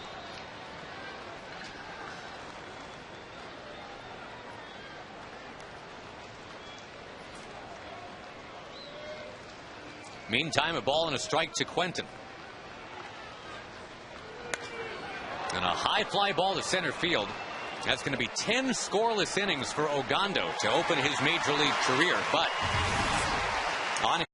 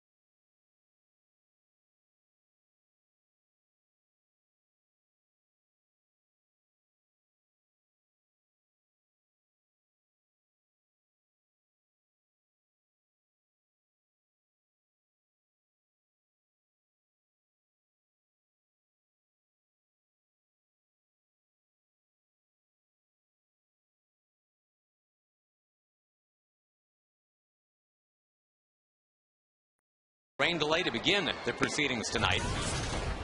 Fireworks are set for after the game. That will apparently be after midnight. Nice crowd turning out, even though the wet weather was with us for so long today. The White Sox will make a pitching change as we go on to the bottom of the 7th inning. Sergio Santos has had a very strong season. Getting into his 29th game right now, ERA of .222. And is yet to allow a home run. This, of course, is a Ranger team that is highly capable of launching home runs. Freddie Garcia ends up going 6 innings. And the one home run that he gave up was to Josh Hamilton, also a 2 RBI triple to Vlad Guerrero.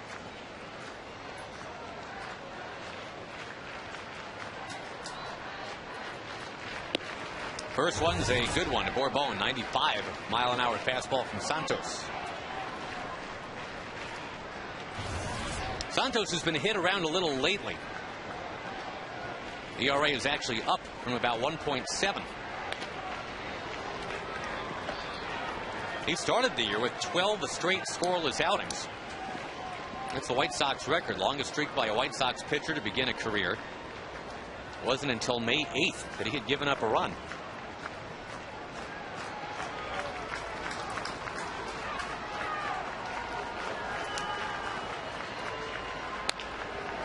Chopper to second. Really hoping to get that leadoff man with speed on base in a 3-3 game, but Santos takes care of Bourbon.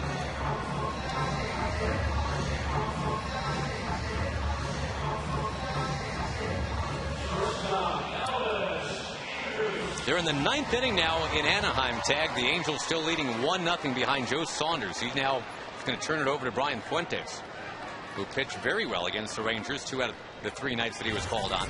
Yeah, he was pretty much unhittable against the Rangers. Whoa, look out. Elvis has to hit the deck. That's some reflexes to get out of the way of that fastball.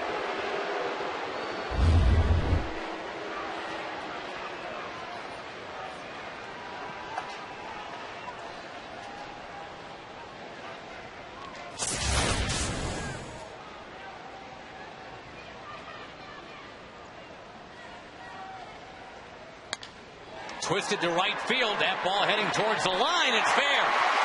And bobbled. And Elvis has taken off for second. The throw is too wide. And Elvis hustles into second base. Well, Elvis has to be careful. A lot of times when he slides late. And he hit that bag hard. He hasn't gotten hurt yet. But you risk jamming your ankle. He slices this ball down the line. Skips by the outfielder, and Elvis keeps right on hustling and takes the extra base. Has a little bit of spin on it. Wasn't going to go to second until he saw the bobble, and here he goes. Watch when he slides. Yeah, slides right on top of the bag. Well, the White Sox had a couple of soft hits last inning. Maybe the Rangers will return the favor right here. Runner going, and Santos throwing. Oh, Elvis is caught in between here and is going to be tagged out. Well, he just got over anxious. Santos held his delivery. And that's a very unfortunate time to have that happen. Well, it sure is. Tied 3-3 with Michael Young, and then Kinsler coming up. Had a great jump, but Santos stepped off, and then he was dead. And leads the American League in number of times caught stealing.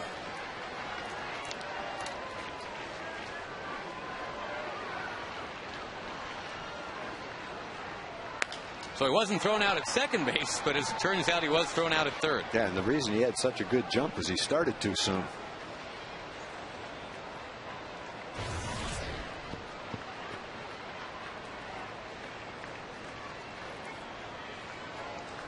Both these teams have been finding ways to win late over the last few weeks. And it's the old something's got to give, because they're playing against each other tonight and for the next couple nights after.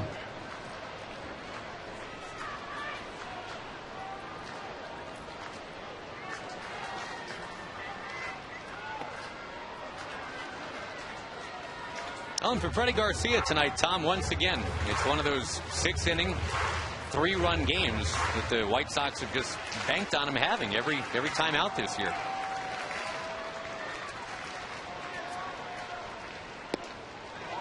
Young freezes that check swing. Oh, and down to first base on the appeal. Philden Tolbert. I was going to say that's a go-around.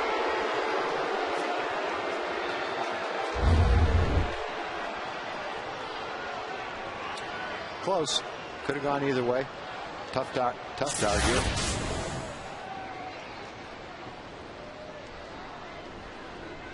Two out pitch. We will do it again.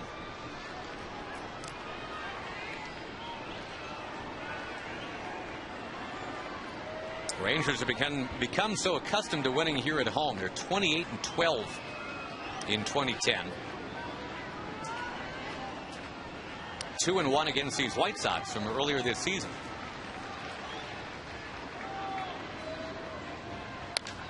To right field off the bat of Michael Young.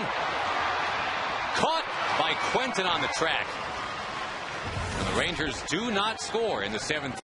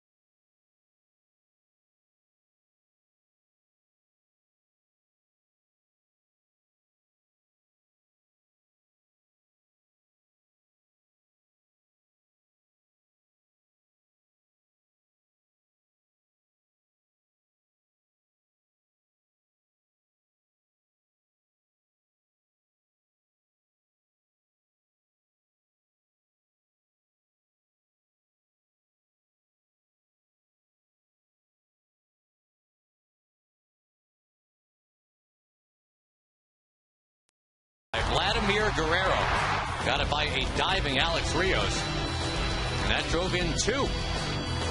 Rangers needing that because they've only added 1 run since then. It's a 3-3 affair. Frankie Francisco will take over on the mound now. Originally was the 9th inning guy for the Rangers here in 2010. He's become the 8th inning guy and doing that very well. The 4-1-1 literally on Frank Francisco here, getting it into his 38th game. And the Rangers, as you look ahead to the bottom of the 8th inning, they're going to have Kinsler, Guerrero, and Hamilton coming up. I'd love to hold the White Sox right here at 3, give the Rangers a chance to get something in the bottom of the inning, then hand it off to Neftali Feliz. That's the plan, but Kotze is going to rocket one to right. Murphy's there, 1 out.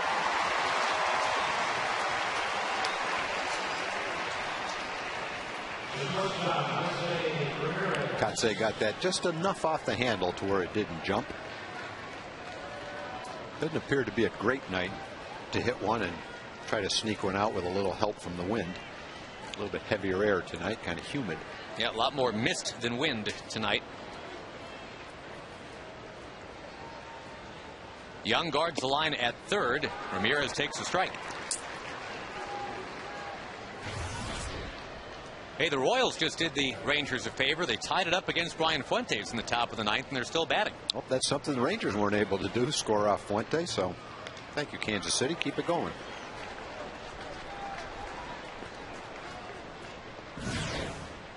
J.J. Putz has an 18-inning scoreless streak, and he's starting to warm up for Chicago. Cleverly concealed behind the towels.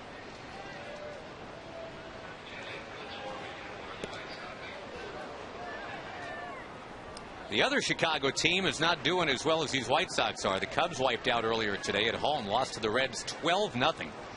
The Reds had a 9-run top of the 7th right before the singing of the Take Me Out to the Ball Game song at Wrigley. Usually that's something to look forward to, but not after a 9-run top of the 7th.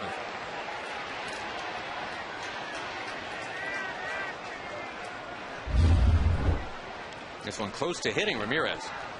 I don't know how it missed him. Yeah.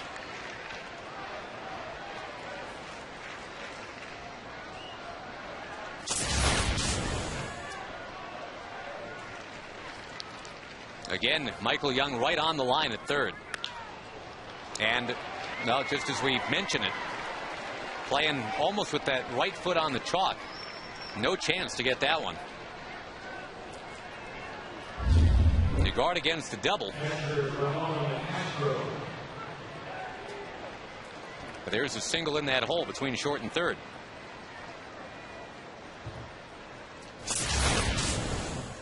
That makes Ramirez 2 for 4, brings up Ramon Castro.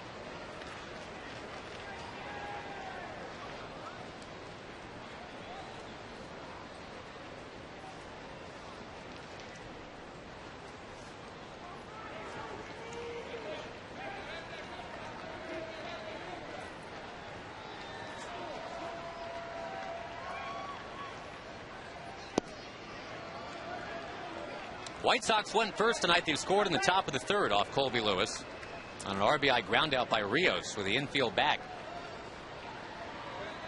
Rangers came back, scored twice in the bottom of the third. The Vlad Guerrero 2-run triple with 2 out. Rangers got a Hamilton homer in the 6th. The White Sox scored twice in the 7th.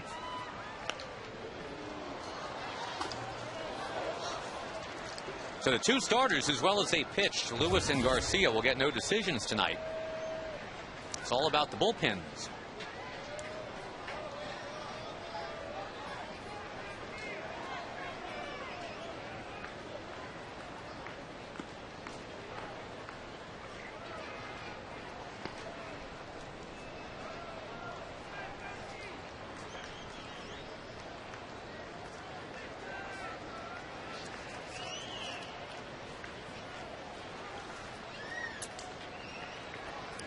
Infield hangs a double play depth, and here's Frankie to the plate. Line drive and left. You mentioned it earlier, Tom. Castro is really coming on. He's 2 for 3 tonight. Makes him 10 for his last 22 over about a week and a half. Gordon Beckham, the scheduled hitter, and he will indeed hit right here with 2 on, 1 out. Yeah, Beckham had a big hit to start the rally in the 7th inning. Hit a slider over shortstop for a base hit.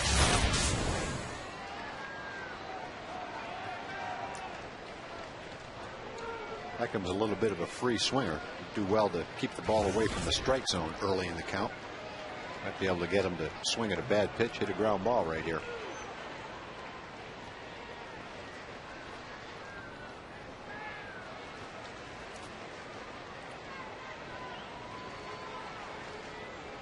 We talked earlier about Beckham being the key to the White Sox really getting something done. A lot of their other hitters are starting to achieve what was expected of them. And Beckham's still lagging behind a bit, hitting around 210.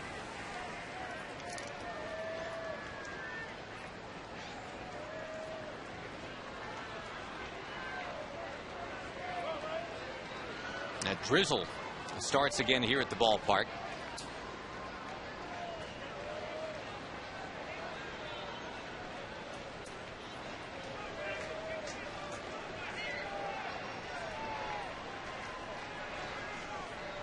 Finally, the first pitch from Frankie is up too high.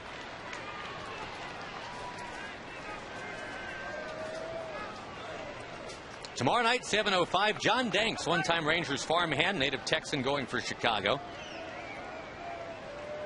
And the Rangers counter with the undefeated Tommy Hunter.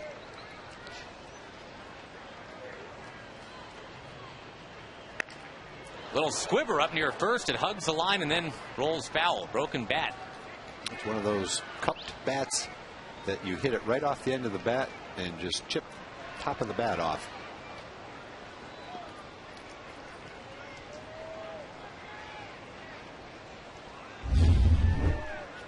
Going to be an off-speed pitch. Beckham's way out in front of it and just cues it right off the end of the bat.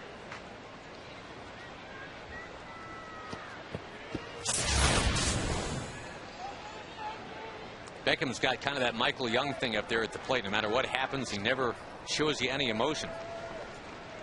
He's very stoic.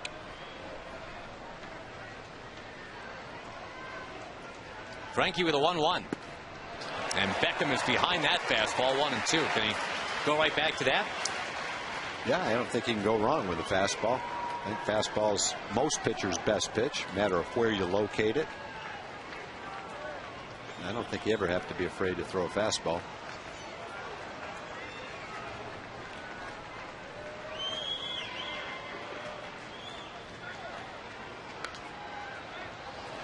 Good fastball, just got a piece of it. He fouls it back into the crowd of 30,193 that braved the elements tonight in the late hour. Well, when you look at the estimated crowd, you have to say that the rain probably cost the Rangers a couple thousand tonight in walk-up customers. But boy, the ones that showed up got here early and stayed the course. Towards first, and Smoke has got it. There's one. And Frankie didn't cover first base. Well, the Rangers had a chance to turn to it. Not a guarantee that even if Frankie covered, they would have turned it. That's a tough play to turn. But there's no throw when there's no one covering first. I'm not so sure they could have gotten Beckham. Beckham runs pretty well. Like to have had the opportunity, though. It's a good thing Elvis looked before he left right there. Didn't just blindly throw. You can't assume that the pitcher's running over there and covering him. Sure enough, Frankie, he just kind of stopped. And now you got a hot hitter up there, at least tonight. Pierre came into the game hitting under 250. Nope, Frankie started over there, stopped, and then couldn't get there. But Pierre's got 3 hits tonight, scored a couple of runs, stolen a base.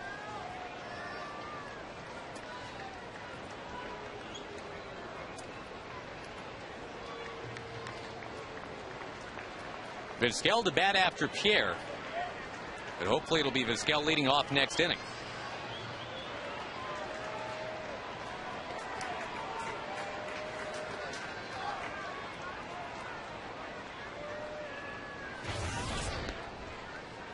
With Pierre's speed here, Tom, and his bunting skills, do you rule out bunting for a base hit here? No, absolutely not.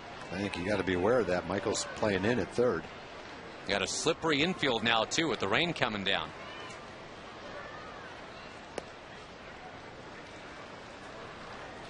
Two singles to left and one to right for Pierre. Pierre's probably, when he's swinging the bat well, one of the better guys in baseball for either bunting or slashing the ball by the third baseman. Made a lot of money in this game doing that. Yeah.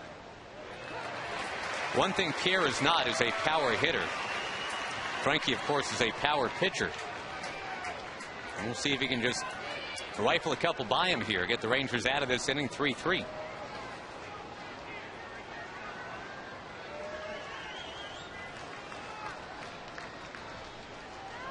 With that light rain falling. Is that a foul? It was.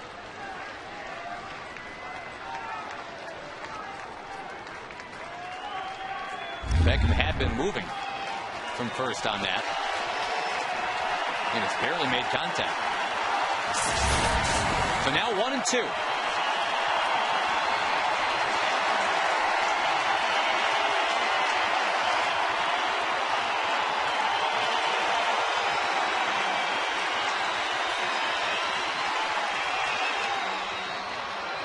Into the crowd it goes.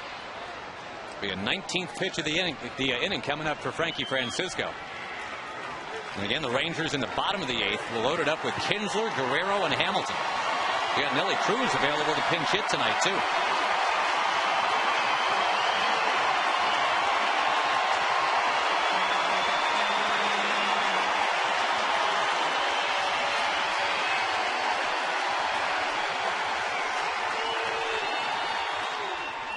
Popped into the crowd again.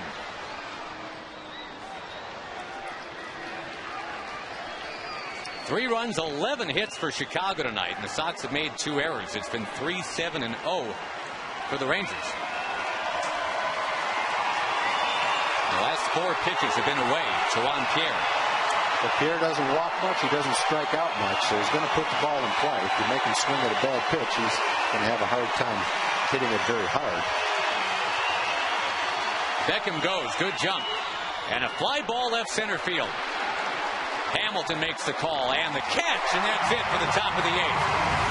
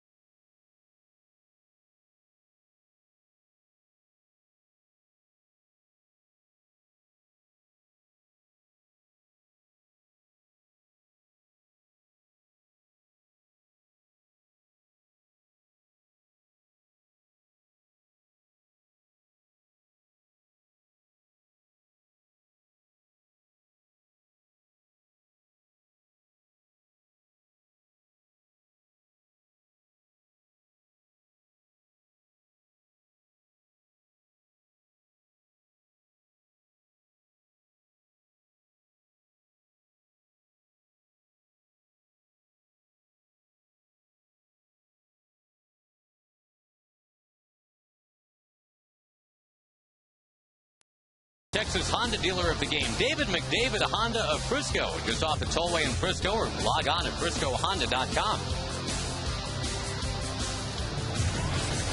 30,000 plus waiting for the fireworks after the game.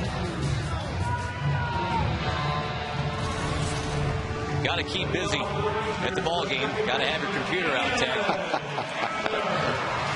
Got to download those stats. Hang in there, little one. This one is heading to the bottom of the 8th inning, and the Rangers will send up some punch here. You know, we talk about the Rangers. This is J.J. Putz and the good arms they have out in the bullpen. The White Sox are the same way. They've got some guys that can bring it up there pretty fast, too. Putz is one of them. Bobby Jenks, Santos, we already saw. Pena, Thornton. A lot of hard throwers out in the White Sox bullpen, too. And Putz is the guy with the 18-inning scoreless streak intact right now. Former Mariners closer, Mets setup man. Had some arm problems off and on the last couple of years.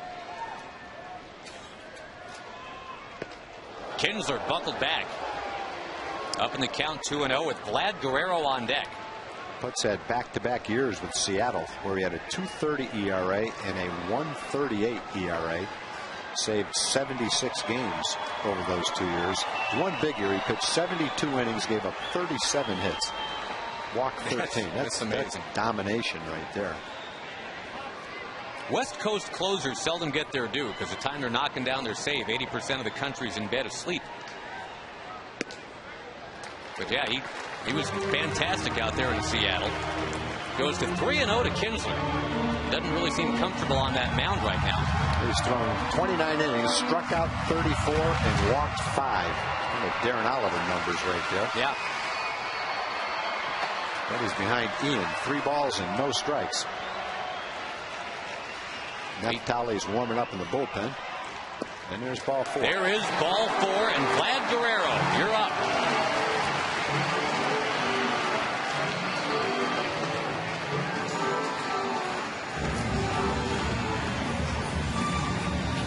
Now, normally when a guy comes out there and hasn't really come close to throwing a strike yet, you say, all right, don't swing right away, don't help him out. But Vlad has got to be a little different than that, right?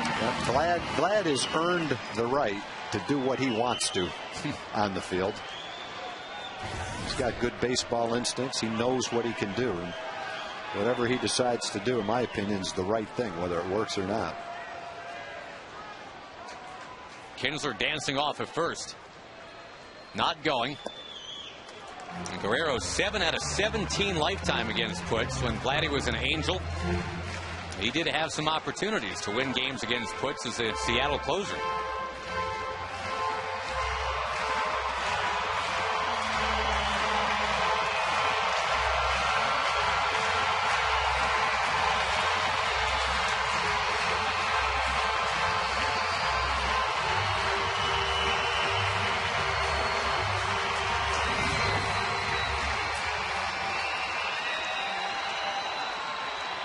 Mentioned the Royals had tied the Angels. They're in the 10th now at 1-1.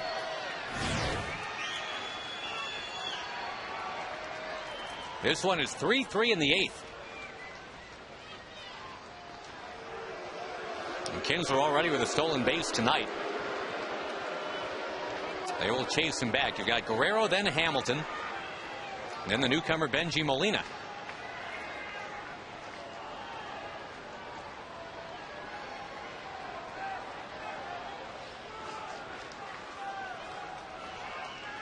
Vladdy swings and pounds one into right. That'll curl right to Quentin. And now Josh Hamilton, who remember homered last time up.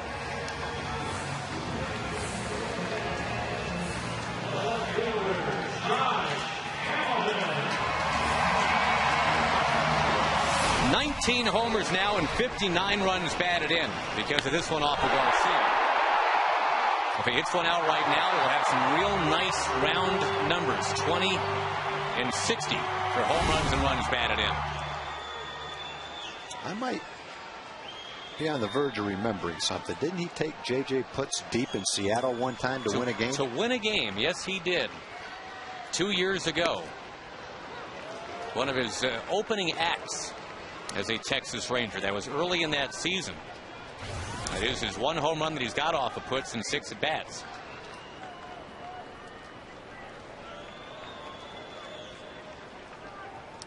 Tom Grieve is going to the Ranger Hall of Fame for his memory, folks. I don't think that's the case. Among other things. Hamilton reaches out and guides it towards short. But Josh still has not hit into a double play all year. Beats that one out. And Benji Molina will come up.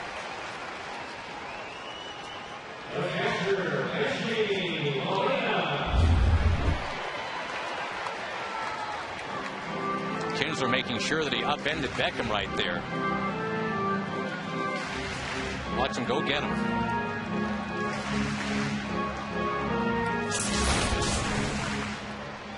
Well, the Sox will have 2, 3, 4 in the order coming up in the top of the 9th. Rangers trying to strike and get a run before that happens. To the universally liked Benji Molina. BMO, they called him in the Angels clubhouse for all those years.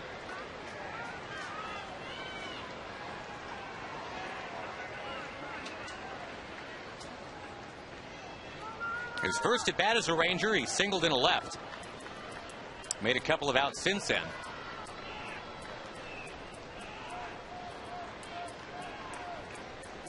And the Rangers, too, maybe for later on, still sitting on a possible Nelson Cruz pinch hit opportunity tonight.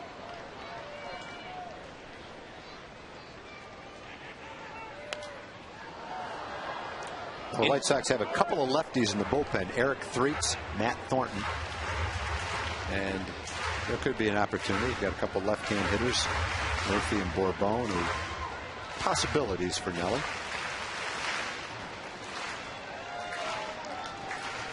Putz trying to see those signs a little better. He's got Castro now chalking up his fingers. That's interesting. Easier to see that bright white. Benji Molina to right. And tracked down by Quentin. Boy, the Rangers got Kinsler on right away, just couldn't get him around. And it's 3-3 at the end of 8. Neftali Feliz is ready to pitch.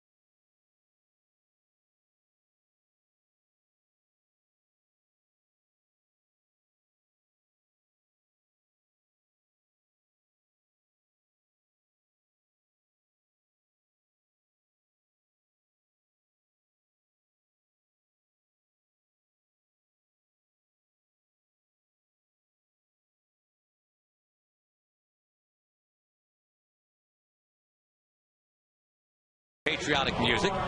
There's also a Dreyer's Ice Cream Sundae. Kids 13 and under get ice cream for just $1 at the game. 7:05 first pitch. Get your tickets by calling 972 Rangers or going to TexasRangers.com. That'll be a Scott Feldman versus Mark Burley game.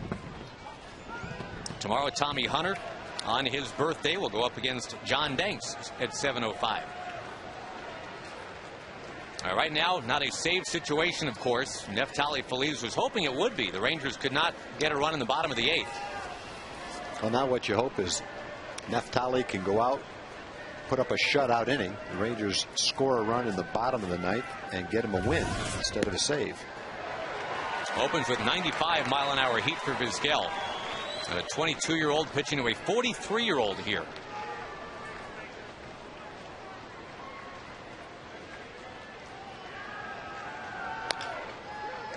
Slowly hit to smoke. Feliz to the bag, and Omar Vizquel is out. One very quickly set down here in the top of the 9th. Yeah, there's a little chopper just like the one that Pierre hit. Only that one Justin could handle. The one that Pierre hit was farther away from him and went into right field for a base hit. Certainly not Justin's fault, just the location of the hits. A hit, foot here, foot there. That's the way baseball is. The other difference was he wasn't holding anyone on that time, so there wasn't as much of a hole to shoot for either. That pretty much was the same ball. Just started from a different position to be able to catch that one.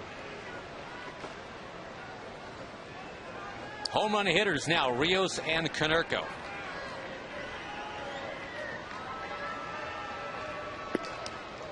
You notice how Rios sets up. He's got that bat kind of down by his hips, but just like pretty much every hitter, when it's time to actually swing, you'll see the bat come up and be in a more conventional spot. Couldn't hit that.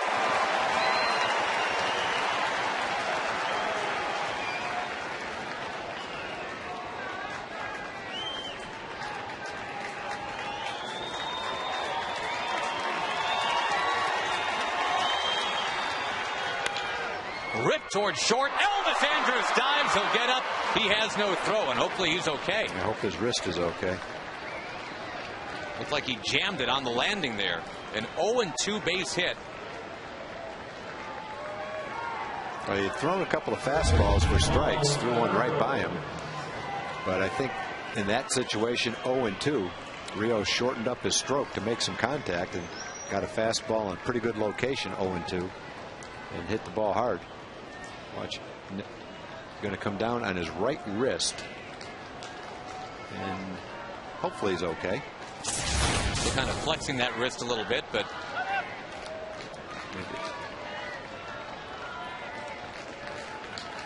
you got Konerko batting. Big time home run threat, but again, a guy that doesn't run well, so double play possibility too. Steve Reich won at 98.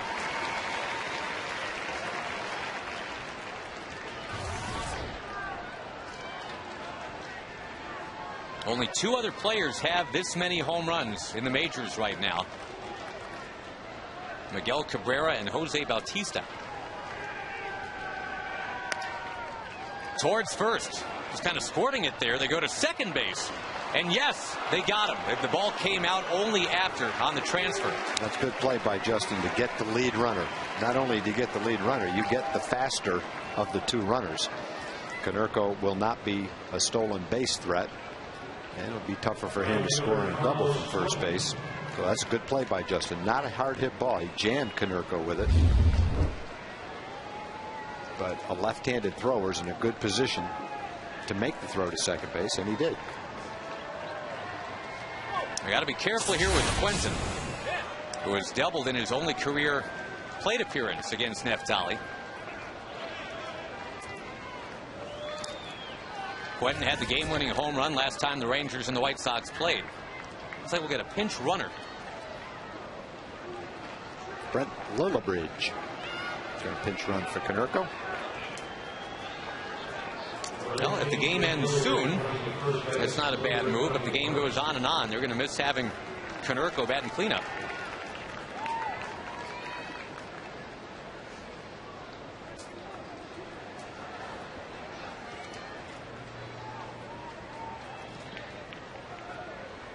...12 hits for Chicago. Only 7 for the Rangers, but here we are tied up 3-3, a little past midnight.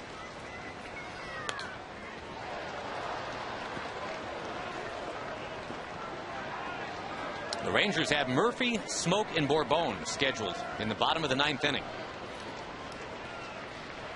And that's where you might see a pinch hitter. It looks like a lefty's thrown out in the bullpen. That's probably Thornton. You can't see him, but at this stage of the game, you would think that's who it would be.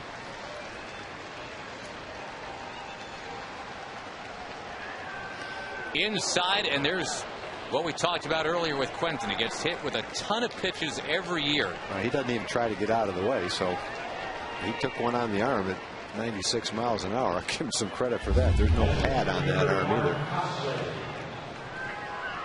Neftali, not too long ago here at this ballpark, had back-to-back HBPs. Kind of a weird thing to watch happen.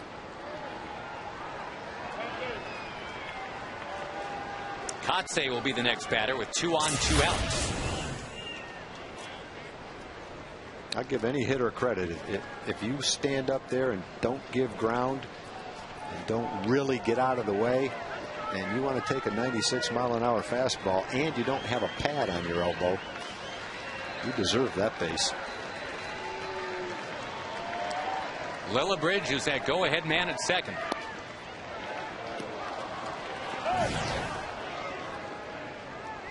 Thank you, Royals. They take a 2-1 lead now in the 10th.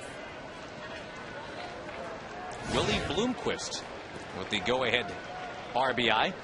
Frankie had a pitch out of a 2-men-on jam in the 8th inning. He got Pierre to pop up to left field for the last out. Neftali in a similar situation right here.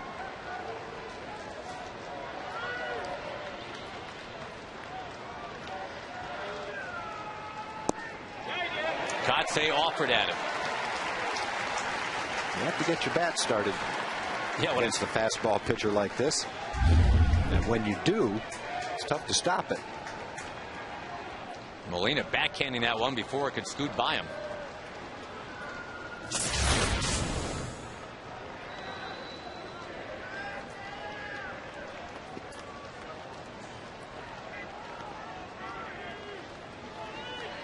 Again, Nelson Cruz, a pinch hit possibility. When we get on to the bottom of the 9th. Kotze rips at it and fouls it, and Neftali 1 strike away from getting out of the inning.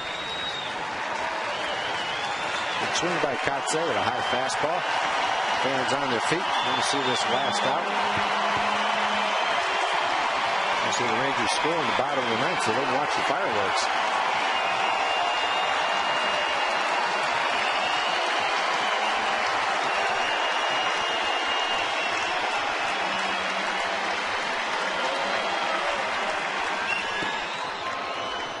Too high. We've seen a couple at 98.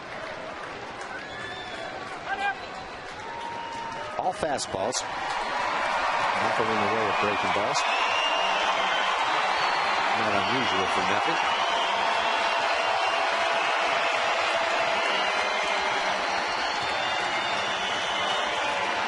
Two on, 2 out. The 2-2 is lifted into left field. Josh Hamilton diving, couldn't get it. And the White Sox take the lead. It rolls past Bourbon. And they're sending in Quentin. He's going to score. Chicago 5 and the Rangers 3.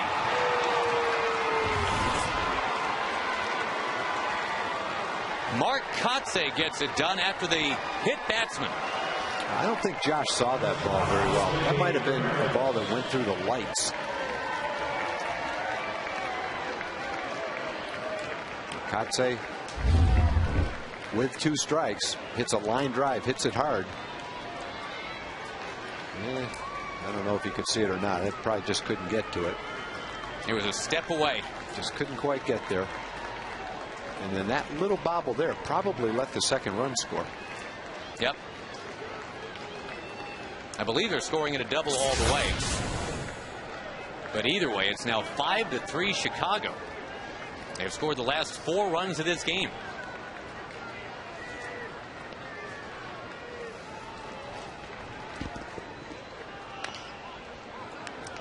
Boy, a 2-strike base hit. Kotze, a veteran player. And you got to give him some credit because it wasn't too long ago.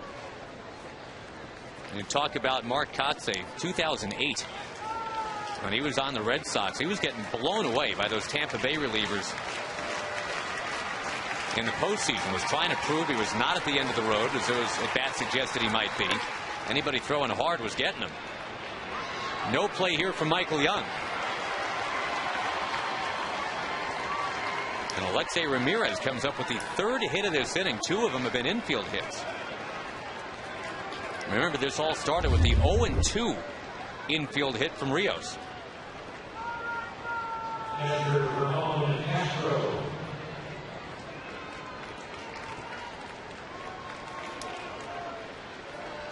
And playing that far back, Michael Young did not have a chance to do anything with that ball.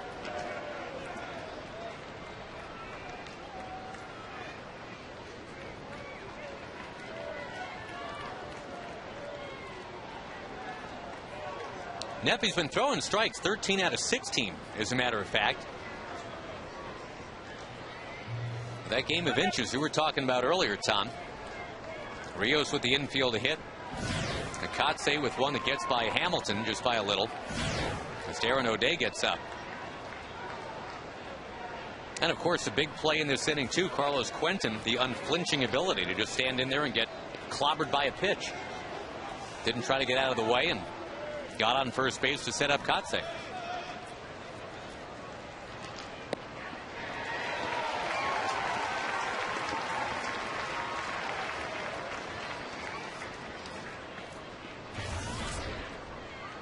Two in the seventh and two in the ninth.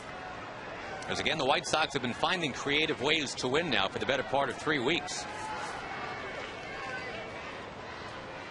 Runner going from first, a wave and a miss.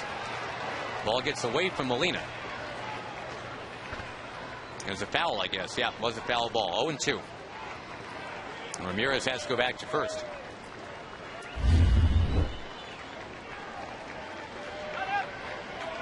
Right in the right shoulder. Got Ed Hickox.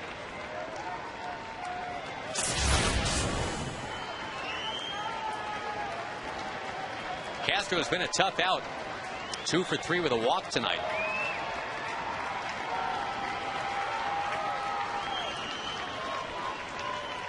Again, the runner goes, and Castro pops it foul.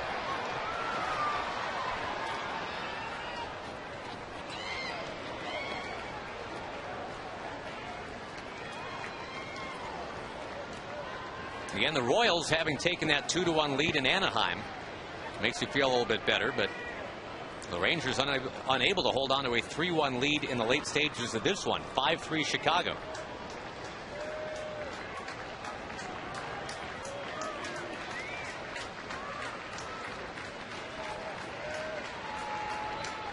Again, Ramirez goes. Strike 3 taken. First breaking ball that he threw, and there's no chance.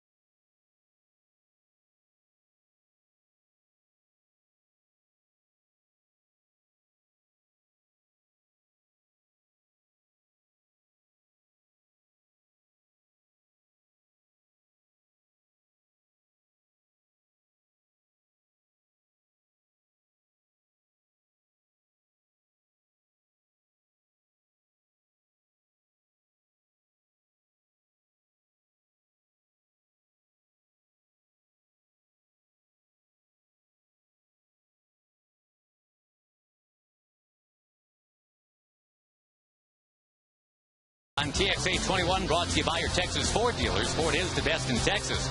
By Standard Insurance, call 1-800-929-2424. And by AT&T.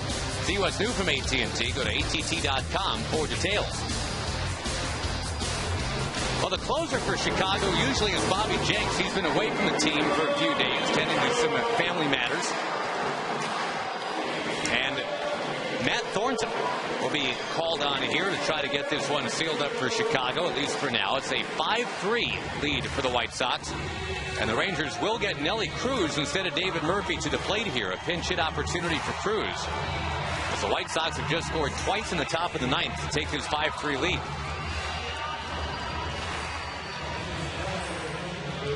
Rally hats are in order.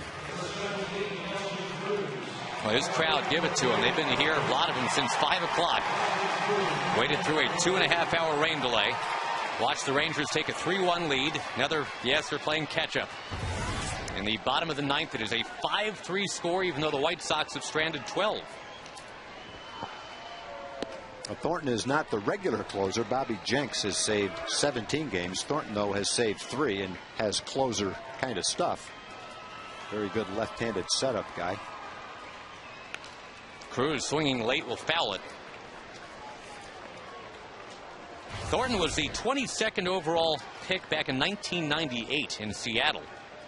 Got dealt to Chicago straight up for Joe Borchard, the former college quarterback. And he has thrived as a Chicago White Sox.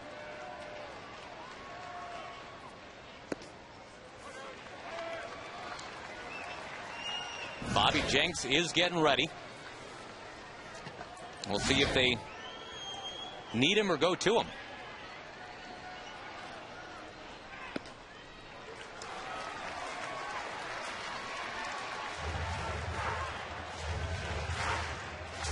A full week on that Major League Bereavement Family Medical Emergency list for Bobby Jenks. So again, he'll be rusty when he comes in. He's converted 12 straight save opportunities.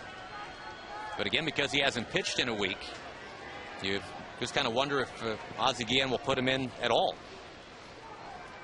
Thornton has struck out 45 in 32 innings. Opponents are only hitting 200 against him. He's got a big arm. Missing with that big arm. Making it 3-2 to Nelly Cruz.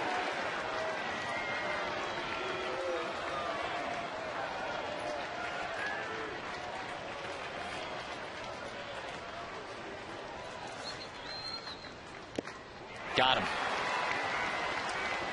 96-mile-an-hour fastball, and there's one away. Rangers had the leadoff man on last inning. And a chance to go ahead and take the lead right then and there, but couldn't do it.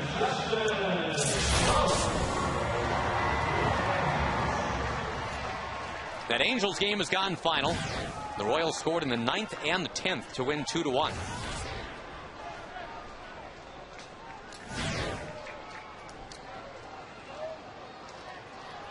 Tough loss for the Angels, leading 1-0 that whole game.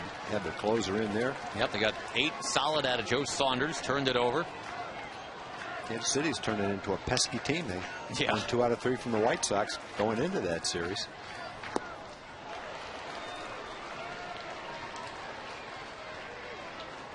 Again, tomorrow night, the game on Fox Sports Southwest. There's 7:05 first pitch. We invite you to come on out. Sunday night, same deal, 7:05. And the homestand continues from there. The Indians and the Orioles in all next week.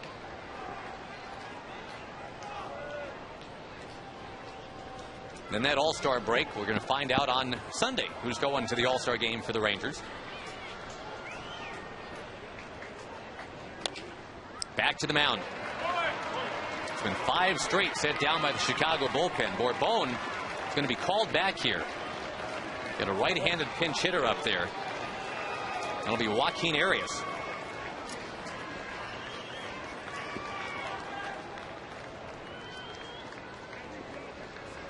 Well, even though the White Sox stranded 12 tonight, they're in a position to win this thing. That'll make the White Sox 17-4 in their last 21 games. In a season that looked all but over for those guys. Well, their starting pitching is starting to come around, throw the ball better. They're playing better defense. They've got a strong bullpen, just like the Rangers. Kind of a similar kind of hard-throwing bullpen. And they're not necessarily pounding the ball right now, but they're swinging the bats a lot better than they were earlier in the season.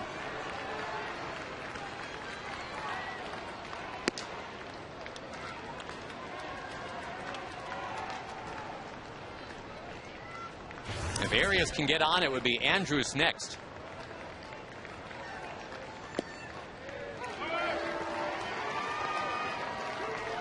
Elvis, remember, was caught stealing third with 1 out in the 7th inning. A couple other opportunities here and there for the Rangers. That might have been the best one of late.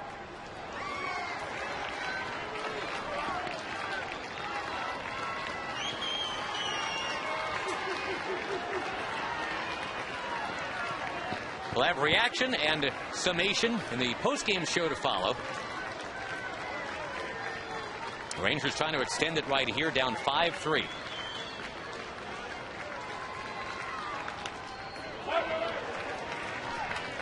Very patient, very loyal fans tonight, waiting out a 2-hour, 25-minute rain delay. Now about a 3-hour ball game, fireworks to follow.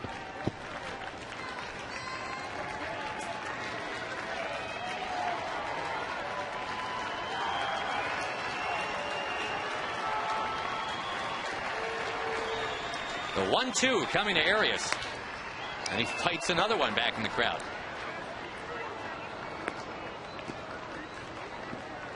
Well, the Rangers right now, Tom, if they don't score again, they'll have been held to a total of 4 runs the last 2 nights. We are not accustomed to that at all. The Rangers had scored at least 4 runs, 14 straight games before this. Yeah, the Rangers are swinging the bats coming into those 2 games fine. They just ran into some couple of pitchers with a great assortment of pitches. Good bullpens. Been tough to score against the pitching the Rangers have seen the last couple of games.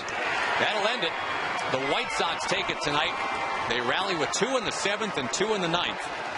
And your final is 5-3. We'll come back with a little bit more for you from the ballpark right after this on TXA 21.